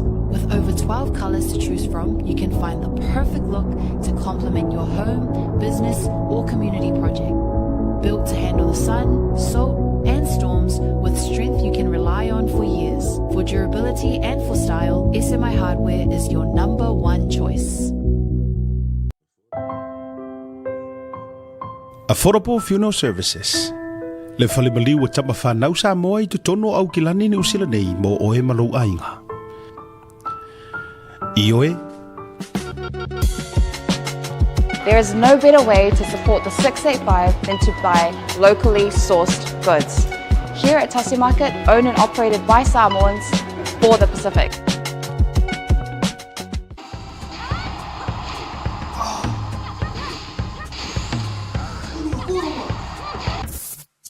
No!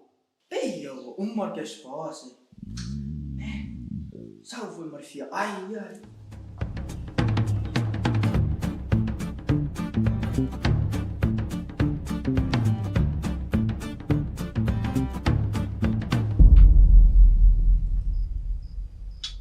Ei, mas é minha. Ai, sim.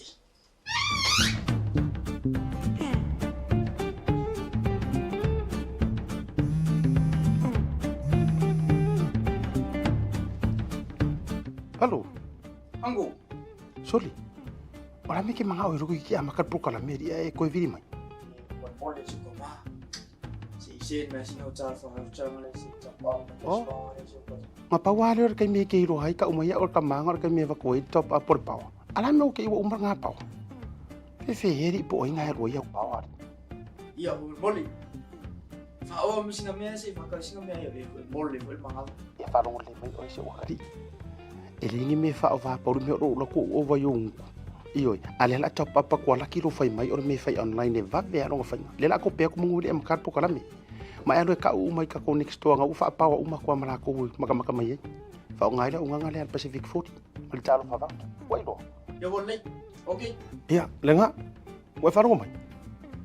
Ya fa la ya la ngai la fai ku so maka mai show le fai la ko fa la u lo. Ya ma fa la ke le fai ngole u nga Pacific 40 mal la ku ka fa va. 6. Dai lo. Ah. Le Pacific 40 iso se tafa o Samoa. O whaafaingo fia nei nisi o nanga e peo whaataunga. Pili, o ka o ngā luenga manisi lava o loa mo Samoa. Asiasi nei loa le lato website mo whaonga ina ai le taha lofa voucher. Ia, koe whaakaro whako leo koe whaawau kako pōkalama ia mangisi wha mka opu a o sarupe koe a whaikulale koe. Ia ai, asiaka e imka opu ia ke kikiro ki e wa o ngei o leso. O le sa whaangakai ia fi ngaunga lo ia whungangi le mka opu le ave le ta pipi ia le fast. O ngā lako mga kuwhangi whaaiku au ma le whaabaya le kofia ingo kai whunga o whong whaabai. Ia lenga join aku e fia me e whungangi au ia le ta pipi ma lako kangi lea o ngei la. Ia leo ke mai ka okoe le mau mai se whamkaranga po lale se kala whamasingo le. Whamasingo ngai kusa man ka opu lea. Ai kasinga vaenga o lea e ka uar ka ko vai. O ngā okay le kasinga im ka opu lo ke whaku fo e anga e se pano vo le e loilo me whapenge ka ele kaunga o lea ka opu kongi o. O le whaki ali mongi whape vo le o le makua se o le mka upu lea o ngā wale ai te se o la ko kofia ile fong whaavai. Ai maka i fo i lea mangingo ka kokarongo sofo ngā mea sa ave leila wa le longa funga i apalai, me mua apalai. O ave lako anga ba, te ilo e funga ele mka ngā luenga le al milionga pe anga ba apere ai. E le whape ke ngofo anga ba awe, wakako kilo mangi me o interview me whape ngā e kilo le makanga luenga e lo anga ba. Ai le kilo le uminga e kongol palmengi, kilo lo wha maongi, kilo lo loko, kilo I le nganga ke whakaungu i ngai le mka upu le ma le whangange ma le whong whawai i le kakuporo keki le a 2 milionga. O mka upu langa o ngei le pape ave kongo le whawhamsingo ia ma maila se whamkalanga ale whamsingonga. I le mea le mka upu le pe whaong whawau pe kaumese aso e whai o ngā whingau ma whawau kongo whamsingonga. Na sile mata upu fa mai mau taimi le ya tawa wa sa no ina fa alwe matupe mai mau mai taimi o fa masino mai mau mai taimi o listala e ana o fa ye mata upu tau eisa ta upu tau fuile le I fasio tangata ma me fa pena en ana fa ya dura utala or facility number tas e ai sa requirement ai ke le ya lu fa nga pa luka o se kasi lea o vala au winga o kangaka mai le amakanga o kanga whaipule e ke kai fongo o prokiki.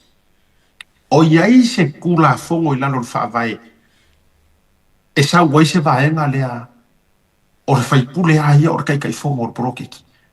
O le kari, e le se mea. E le se mea whako a whaangau le pepe lea le whaasti le lua whirua kasi. A o le kofi whaipule nga amaka mai a le kai mi whako a kuko kasi e kako maro sa moa inga uofia kuru whake mo karasi. So, in other words, ole makua vai kele mfa le valea ole mele le fika no. Le ole vai avelo to faya to it's all delaying tactics. Nga ole o fa ala ve vai fa kuai mea korokolo mea ma. Ole biga na le to faya to o yai se vai nga ole kula fongo fa pe mai a e kamo e fo ilo campaign. Kasi leo wala awinga e ke kai fongo prokeki. Ngai se mea fa peang kako amaka mai amakanga. E se mea. Le ai se mea lano fa vai o yengi nga mea. O fai nga ia o policies ngai. Fai nga fa vai fa le vai nga fa fai pol malo kai kai. So ia kia nga e fa mai mau kai mila. Ia si tatu talia. Po le tonu se ruling o le to inga mta wala nga fa inga fa mai mau kai mi. Ia ai aka ko vai a ole ale langu mai e fa masingo malanga fo yumar ko inga ikur mo nga pio kala fa per kangi ora fo I tur mo nga ala ai ile asorma ia or kula nga for nga aka ko vai ku so me fo le wo ye wo kale mimi ka mo kale look forward ni fa unga ka kuro matale mimi ta ya ni fa unga ma look forward po ani fa unga ia a te rol vai nga na le atu ia te ui sisi mata upu. E ole ngā, o ke lilo inga po saonga mai e lala pule o mka upu ia wai e makua se singi ia ngā mangaku ia mai. Ai, lisi fo iku. Leo o lala pule o whaila kusi o le tapipi. E kaunga e fongo malama lei so la fo ila kala whenga I lava longa mai ngā mka upu. Onga o ia o whaila kusi o le tapipi. A whaila o kalonganga le tapipi le o moli mai e lana e pule e whinga ngalo le e a vela kwa msingo. Ia o ke loinga o se mea whakawa a ke le kakowa ai. Sa oi o meo mga upu whamai mo kaimi ma mga upu koso loloa. Ma mga upu whaalawe vai, mga upu ele au ngā. Ia kia ufo ia wala kua kaua, whaise whai ungar pamsingo ngai kongi. Kongi whafoi koe ngā mga upa penge. O ngā ele o whikaui. Ai e kau ngai kongu inga ele le pule langa. Ia whaila kusi o le tapipi. Mantua mai le e taua a whape o koe ngā whaila kusi ngei. Warua pāloka ki kele e whaia inga langa whai ngā campaign malang ko inga. Malea ngongoa I o pa election e whaia inga. Are ala uka ko whakarikari aku po lana mawha anga o whaia inga ai sauranga kali. O lea o langa keisi wo ngofu whaau I runga le mea e whamai wo umara hit and run o le la whairiko. Mea taua. A whai o le se lea male upside down le o le mawhau o le whailau kusi. O a langi mea o le asa o saongi. Wa ina ia I kako ia ngā o mea se longo winga. E o foi whaia inga ngai pāroka, laiki. Longo inga o lai averi mongi o lai lau ke mālo. E mauti noa. E mauki ngoa o kua inga o le message le averi whaila kusi le. Kusa O le whaia inga ia la ua o le mang malo me le. Mai tātou ki. Ia, e mai mau le taimi, peina ta whai atu. Se i tātou tālia pia. Ia, it would be interesting for you le tātou wawa ia tu ala fusi ruling al whaamasino le angafa ma le metau. Ia, i le tūra. Ngal pawar mele wo me lo ma fa fo le le aim de sura ko fa kaule. Il fa ngangele. Il manual ia po le finga fa vai fo. Le fa ngai fast. Ia wa sa kara fa mai. Sui kai au, sui so. E le sui so o le manual. O le manual le kasi lenga. E ka ora pe fo lenga mai le aim de sura ko fa kaule manual. Ale la o ever ka upule i fa fam sing. Ia man tu foi langan mene mo wei le o se la tu pepe ale la o foi ave. Le o se la tu pepe ale la o foi ave o fa sino. O le o si mata o pu fa ai u mana o ya fe foi se tala. E se mai le se fa por kiki. E ye ia ona se aqui le po join mai po fere po ala pe se uso ya ta fa lai po. Ai le mata o pu na le video na share solo mai el totele ana e fa mole e winga i le launga, pese launga tali ale au malanga, o lunga wawa i e tunga o se tasi o uso a whaia o ngā fo. Ia e malanga tu a tatou New Zealand, ana te wawa i e tu pese wha moe o se whaigo inga na whaitu ai whale a lili. Te lopo po tasi le fio anga lea. Ia whaasa o maia o le to te le pe a whapene te o se la tala. A ole nala e le iafu le launga tali a le tofa ia profitalinga ia musu ia inga.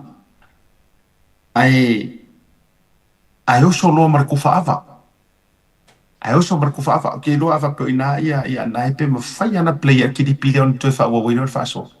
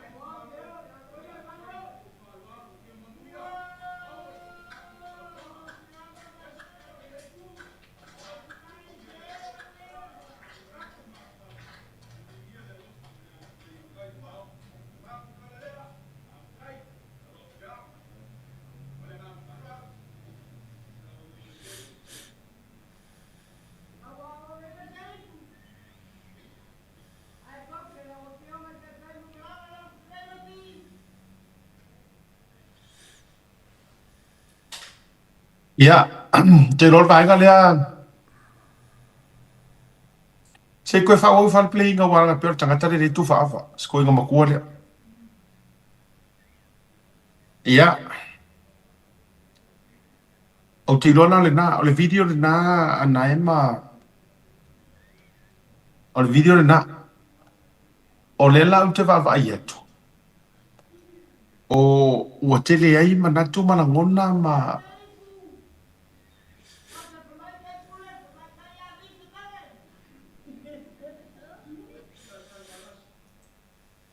Ia. O le video na nai mali atu.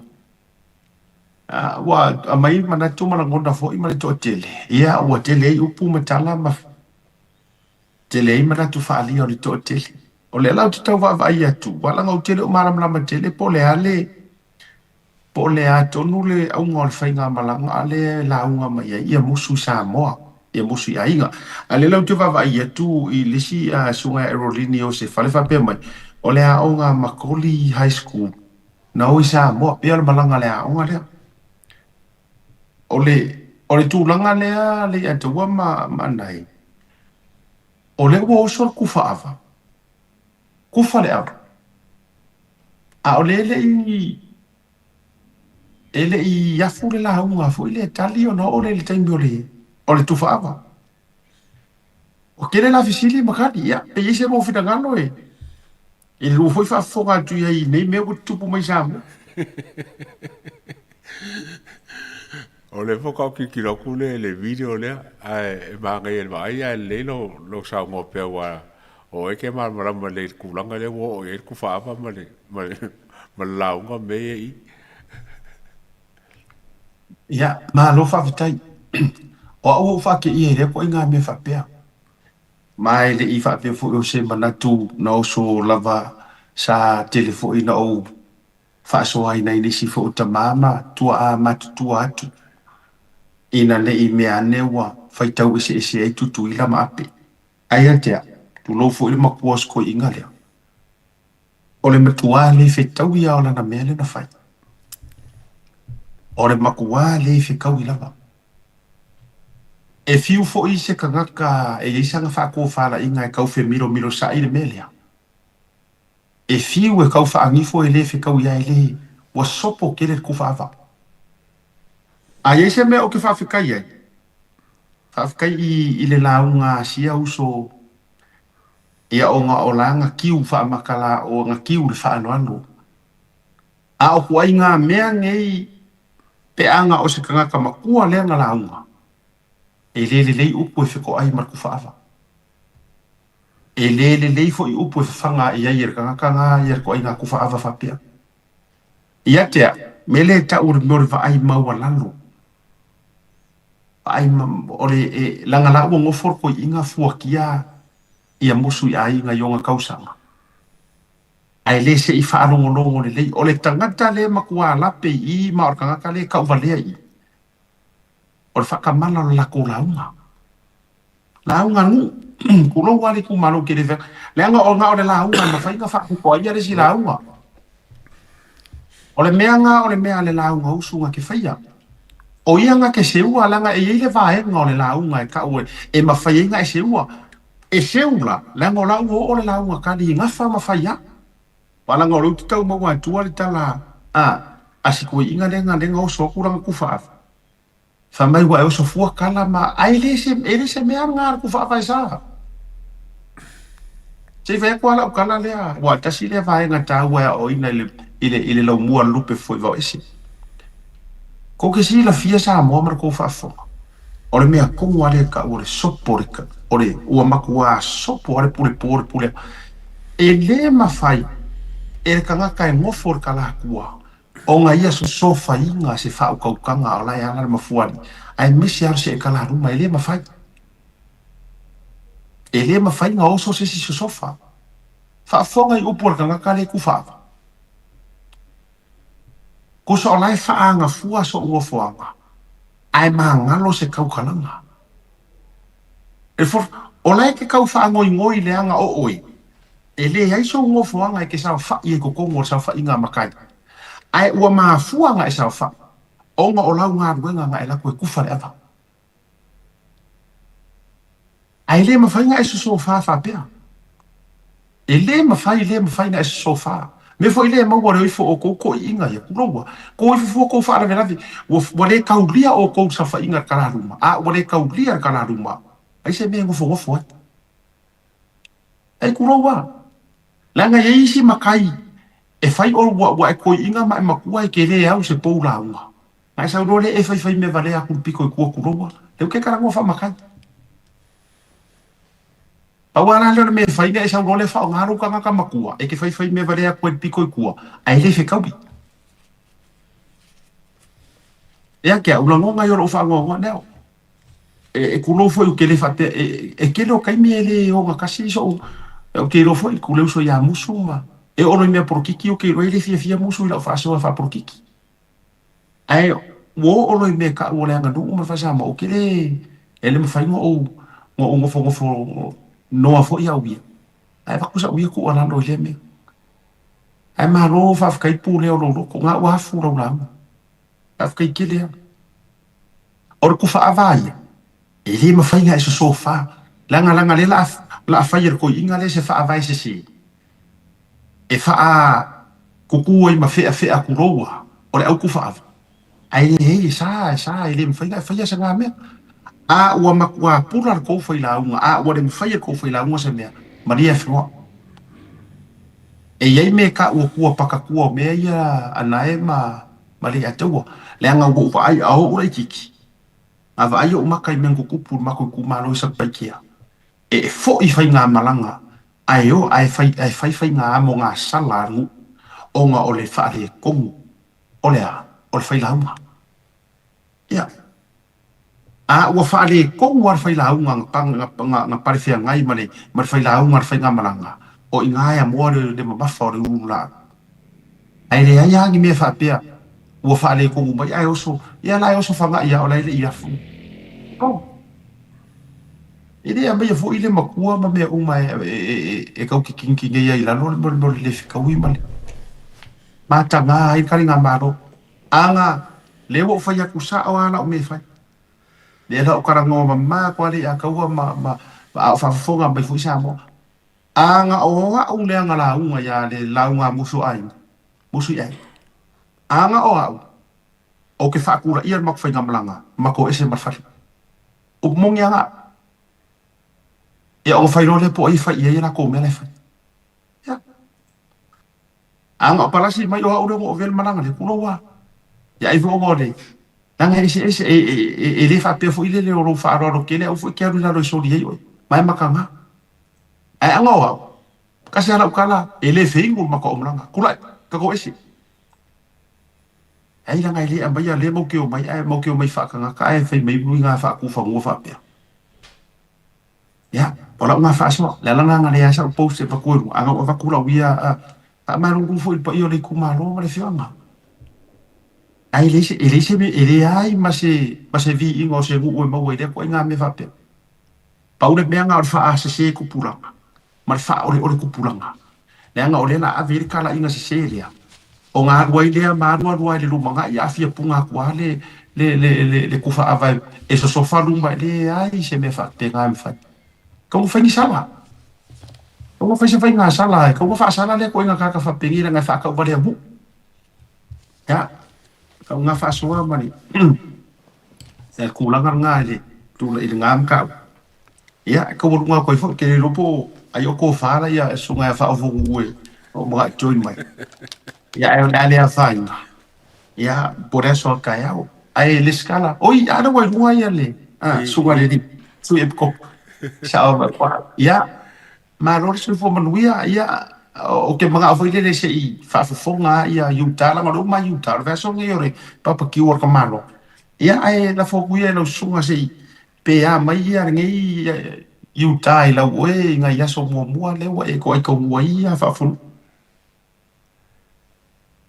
Talo fama fa feido ia tu le pa ia man malu so tanto au mai mo ne vai ngale fiafi fa talo fa tu nei yuta ia ole wala ta ina tare tu la tas ia fa talo fa tu foi au ona tofi le li wa so se fata fa taulanga le ngata foi le ia fa talo fa tu foi lau sunga le atawa ia wa kamisi ya o ia ma le puresili ia wa kamisi ya o rua ka lunga wa avea lo pisi I fuafanga fai ia o le maua I le kai me maka I ka alunga suenga champingi ia o le u fa le ko ia ka ko po ore ia malo so I fu maua malange man ne vai ngole afiak le ataua wa sila mai I mata le sunga ya fa fo I fula walu le wiki eno tangi walu wa tangi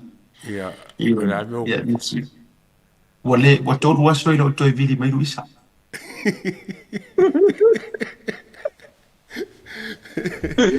Ya mo. Pe kau fa ya bisa manga me ngai fai mai nga. Ya ale o fatua wa lua le mo le tangata fia a na ona tolu a so ele ko e vidi mai le ko ka bisket fongi a vai na le as mo kangi. Le a taua mai whaafonga anga sio tātou watunu o mai mo mai ne vai ngara fiafi. Ia o te lore wo o sa o mai le atunu uno o whanau wai. O te le toi aru watu, le ra uno fo i me Amerika. Waka kau wara nga wai lau kama le fusi o le champagne o piingo. O leo o vai atu la io ai. O le tamaloa wa maka ukia kula nga wai ia se uso ya falai nei le turu le ataua ma ya o mawan be foi le asawa ma vali lo mutu foi le wa umana songi ai ia tamaitai ia o sawa le ona to ale mai ia o le to na o fulu ese ma nga fa pena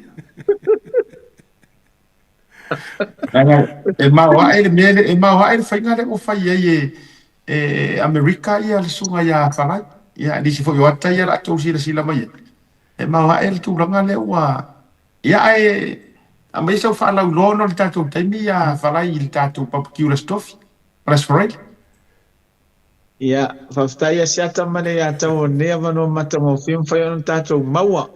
Ia whai fo ima wawai foi maua sin tatou ata ne vai ngale fiafi. Ia o le aso sa pati pa ia o le li i nei yuta. Atu le mai mo mai se tatou watu nu le ia taua ia o le na o malanga nei lotu. Sore le ia taua ina o mai ale lotu sore. Fai sinto te lolo matu o mai atia. Fa pe ai o mai ni i ka mai ka ia o mai no matu. Ai le fai no i la to i o le a fatau di mai na wa ko tato fo fanga neva ia so tu sai mo matu malanga mai nei Utah ia o le stofi madas fa le matu fa moi moi. Le a fai le tato papa kiu i le pakaolo o fa tau nu ina i tato si singa fua se teimera avatu nunga tato address ai o le aso tofi ma le aso palaiti ia o le afatau nu o tato papa kiu i pak tene mana o isi se fasia au wai ia ai o su mai mtala mai au tato filo tato fia fatas to te le lope te wo fo ia tu fa asa o lo to lo no to sa ia o le wo ma wo le va no le tato te ma puta tato filo ia au kei loa, le anga wha sa mo koe sau, ia o asiat. Ia au kei loa, ia o le kere popore ngā vaenga po natulang.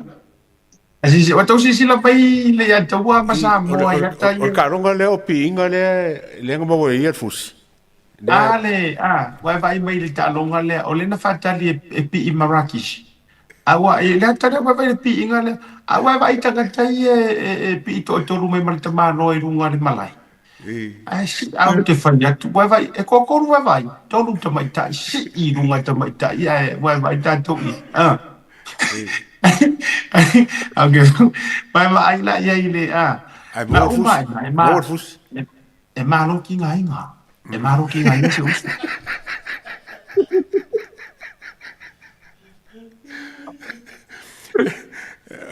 Me ka ua e kolu kaka pi ma whangai ma Mr. Fly ai mau fusi. Har ma ngai on fusi so.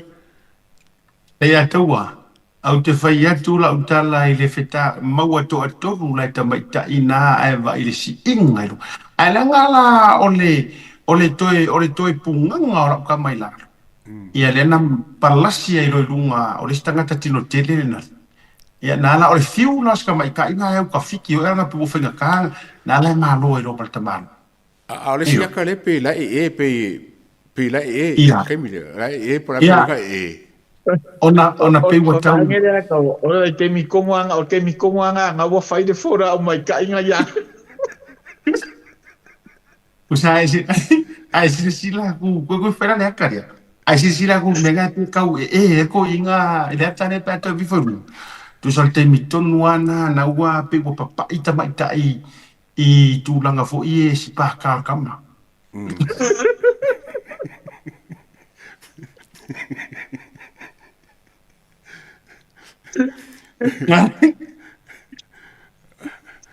le apo la la se me ka we kia o mo Mr. Fly le fusi o le venga ka we kia wa fa e ke bona ke me kwa kinga inga ya kan ka vo le me nge pinga pe la ke mi le wa pa wa ke mi kwa kinga inga le e mo fiola ai o fa unga o fusi o sa wa e ka ma ro ka mo ku ke nge de wa ya o Falai. Lafo mai aka asiaka. Ara aka lau ka banga kwa. Anai ia awa ke pole se uma o ka mai lafo ku aka asiaka I lau sunga ku I foinunga. Usa kai minga ka ilo fo ila ngonga ngo sko ngo ka I denga. Venga pe ai vunga O ngā konga e whairo re kara venga le ali I alo whamai e te o ka kaungaru ka mai e lea o ngā pi inga ya urua inga o sila kai minga pi wasi pa kama nanga wa ya me tu wa papa isa ora mai ka I me o wai ola o maro si angor ko ia fasa ka o papa kiu fara e le o ri me me ngoka ni Anai papea o le se tamatani le.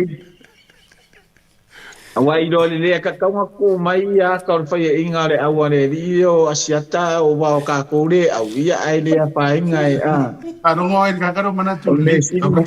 Pa mai mana tu le o le worka para I kama. Ko era ngā langa me whori ngā me Mr. Fly wa ke awa o lewa ngā mea ngā whaka ai ya ele se mai o me siri mata o le wa vakul fusi po a me nga kukupu kongo le malai po ka longa al me ka o le vakul fusi o le fainga mapinge fa ma o le mangmaro I o le maro la le o kuma o le maro ki nga inga ai sila le sa fa ia pa maro ia ele fusi al koi ia Iri fai ngo fie me fai ale ya o dua. Kau fai keke ri rua kala fai me malanga langa iri fai ngo fie le asa inga fala yo. Iri fai ngo fie. Le kau was. Ke mo vai mai. Ko le anga ko vera se ka. O ka ka fie le social pi inga Amerika le kau fa sa fa. A me ke lo fie mara ka ma ko fa mai ka fa penga ya o. I lau karo. E kanga kalewa liki e kua kaya e ngale I releasing ai vaenga e po e aka fasa. O lo urpo. A te oro a siata ma ia le ia taua ma anai. Ia e oro ma ko vai aso muni muri o sola lo kere ko fia rua.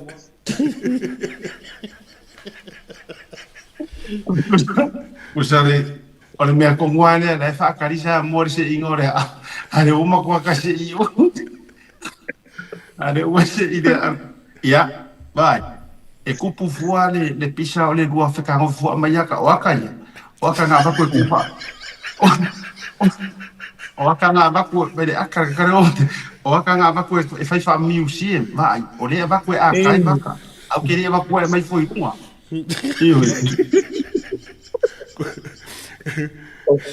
Kasi dia kanga kaula dia ngade yo asiata fa peo ka iko e se kanga ka dia iso. Ko ide anga ka. Ya te no le a fainga o le ai mau ngai vai aso ma ko malanga le funa a maka funa nga ufa pupuk. Ele foi mai se foi ya asiaka ya manature asiaka ama pe ese ka longa fa penga fa yuta. Fai lau kamba fai wharengi ngō wha ka alo, o wha pi.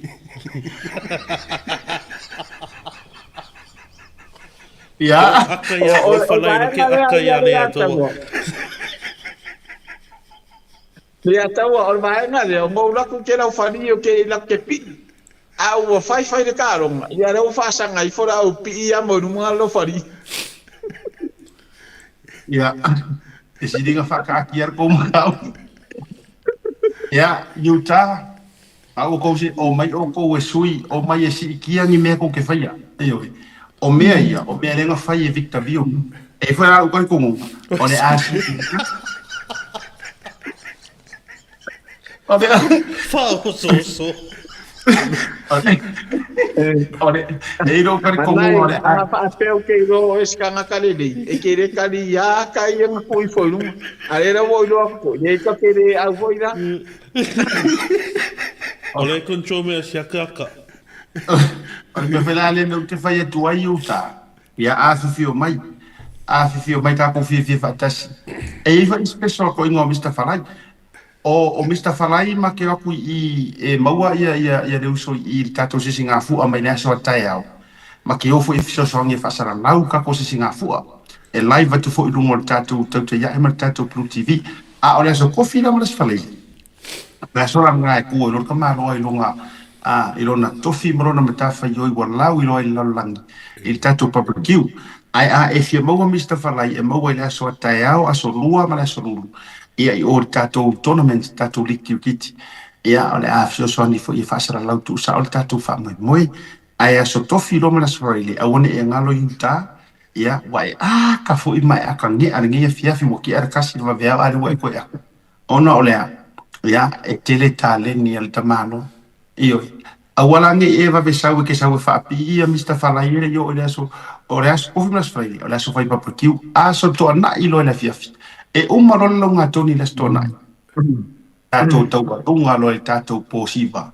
Ia ole tato il fa ilia tama ia ale fionga aloi maina to solo. Ia ma tato fie il penda le tama vai masiva. Tato weva. Ia falai mo le o fa nga wala ngo fasilo me ngai malanga ese mai.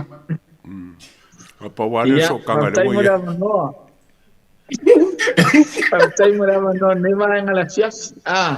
Le o mana failo atu le to fa ya asiata le tato fufuanga ia ai fia pi ia Mr. Falai peke fia si ia Mr. Falai asuko ngai au nge si ia usia sorva ya so fa sa ai aku waku le vango ya o le asuko ngai posiva ia o ngala la ka ko pi ia ro nei vai ngata ua man nei ngale avano le fayona o maua ia Moria tu olo fa ngai so matu ainga ia le fatu ile fo inga mai ana mata no ma so matu ainga la fo mata por kalama ni vai nga fia ia moria tu olo fa ngai so to dua ma se upa na ia ole laki olo ka sau ngi au malanga o malama so to dua ia ta itamata biu awana le malama ia se manu o te fo ia tu ai fa fo ako pa o vidia sia ka ko su e foso wa ngo ngi usila la o to fo ia tuai ai o lo man via me man mato malanga le me umma mo le tu fo ia lo fa anga mo o to uma lava wo ma pa anga tau tai ia e mai se fo ia o Mr. Falai mai se fo na yo ai ngo fa longo mai si di savai o sa pali sa tu paitea ia ai ngo so tinai sa fa to o fanga mama nono ia o le me umma ia o lo tau ave pele sua fai ngata foi ia o ala la fanga malanga mai e ia se meu tau vale Mr. Falai nei o lo tau ma fai pe fai mea lelei ia tau uai ia so tatu ala la fanga ia me so tatu watunu e le fai ngo fie fo ile malanga mai nei atunu fa pe ia ai o vi inga ma le faftai fa fo ta mai langi ia faftai at fo ma tai malanga to fai asiata e ui ai na fai masunu au ia ai ele a fai na o telepopore ai o au ia wa fa pena la vai fi watanga te susunu ia o teleto ila o fai asina vevela o meolo o iai ia e moria te foi lo fa anga ile pulesilio tato company le Blue Wave TV le uso ia anai fui mono anai ia me se foi le sunga le atawa manu ia tele ne ia fiafi manu ia fu fuanga to ne fiafi me se nei America man via tele fa sa usanga ne fiafi fa tai moro wa no ya ma lo fa dai fa ma tu foi ma la foto le te wa te runga ta to proclame yo e yu ta le wa nei le fionga fa funu ya a fio ava foi na uta watu ya le ka ke kali ai su mai pelo fet a to fia mo vo o to o mai amo ma wa le ma no tu te amo ai songi a te ia songi for se lengi ma mo se lengi o ma o ke mo fa fa ye le ya no ma ru me o ma fa nga malanga ma ru fo ile no atu le tatu tamatoa ia lau fionga prestine to le fosiu ia ma le komiti o whawhawhoi no tatu tournament suma lua au kirikiti ali o le tau sini o le saidinga o le champini o le sisi ngā fua Utah ni tau sanga ia le stala le tatu wa o ngā lupe foi vau ese o le o whaia le teimile nei la u whatau teia ia i o le tatu wa whale a onga Weymouth e whaia fo i le fiafia tai au nei te o misi a oel nei a fiafia tai au le tarfitu e whaia fo ia ma le tala muli Hawaii tatu whiloa i le veia sofo o le pokalame a tai au ia whailoa toi fo i lea o le tūlanga ma le fofuanga mo tatou i nā i Hawaii le a taua ia ma whatou fatu le vangara fiafi whaftai fo i ia wa fo i tatou pokalame ma le whatou teinga mo le tū whamalo ia te urua tatou whiloa i le aso tai au ia ma whatou fatu ma le whionga porsunga e whaafunu manuia matou nei Amerika soifua mo le lefiafi alo whakfo ia Utah mo maua ma fuimongo nge Inusila nge Manukau ia wha soifua wha nge fu e fiafi ma mawia po ma marolonga whiloi kai au ia wha soifua ma mia wha soifua e tunu a soifua ina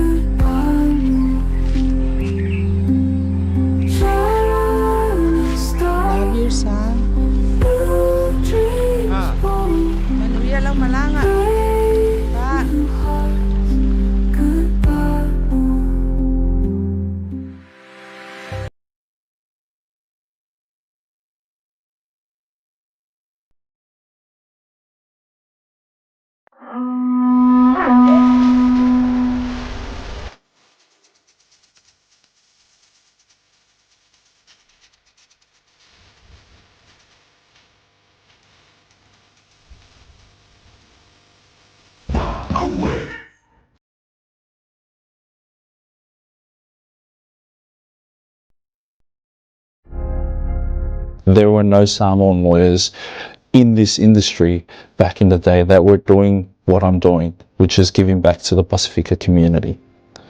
A lot of people see lawyers in the negative light, and my job is to change it. And how do we do that? Step by step. We build the trust in the community. And that's all I want to do, is I just want to help my people and do good things for my people. The biggest problem is that we're underrepresented. We are unaware of our rights and our entitlements.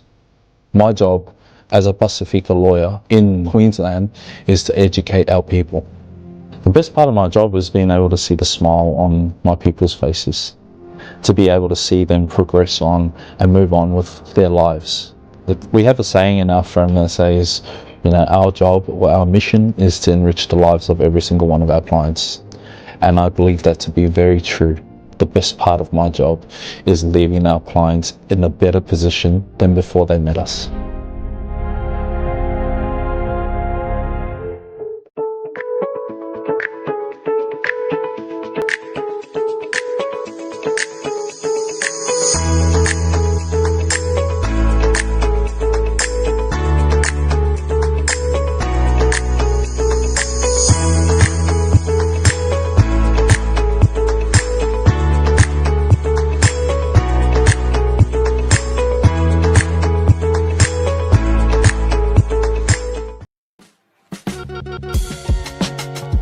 is no better way to support the 685 than to buy locally sourced goods.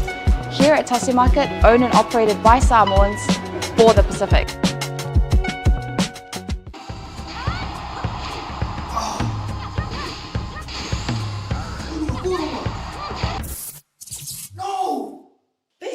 Uma que esposa. Salve, Marfia. Ai, ai.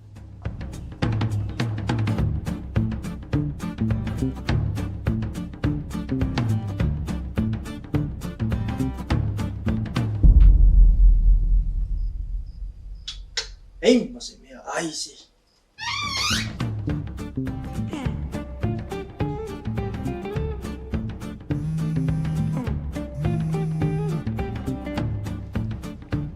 Halo, Anggo. sorry. Wala may mga oiro ko makan po ka lamir ko viri mai. Boleh cukup mah. Si Isin masih nak cakap macam mana si cakap. Oh. Mapawali or kay may kiro hay ka umaya or kamang or kay may evacuate top up por pao. Alam mo kay umar nga pao. Feferi po ay nga roya pao. Iya, boleh. Faawa mesti namanya si makal si namanya ya boleh mahal. Ya farong limay o si wakari. Ilingi me fa ova por me ro ko ova yung iyo ale la top up ko la kilo fai mai or me fai online va be ro fai le la ko pe ko munguli am kar po kala me ma ero ka u mai ka ko next to nga u fa pa u ma ko mala ko maka mai fa ngai la unga ngale al Pacific 40 mal talo fa ba wai lo Ya boleh. Okey. iya lenga wai fa ro mai iya fa la ya la ngale la fai ku so maka mai show de fai la ko fa la u lo iya ma fa la ke le fai ngole unga ngal Pacific 40 mal la ku ka fa ba Stay lo.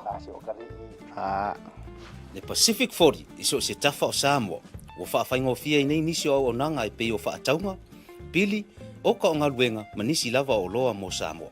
Asiasi nei loa le lato website mo whaonga ina ai le taha lofa voucher.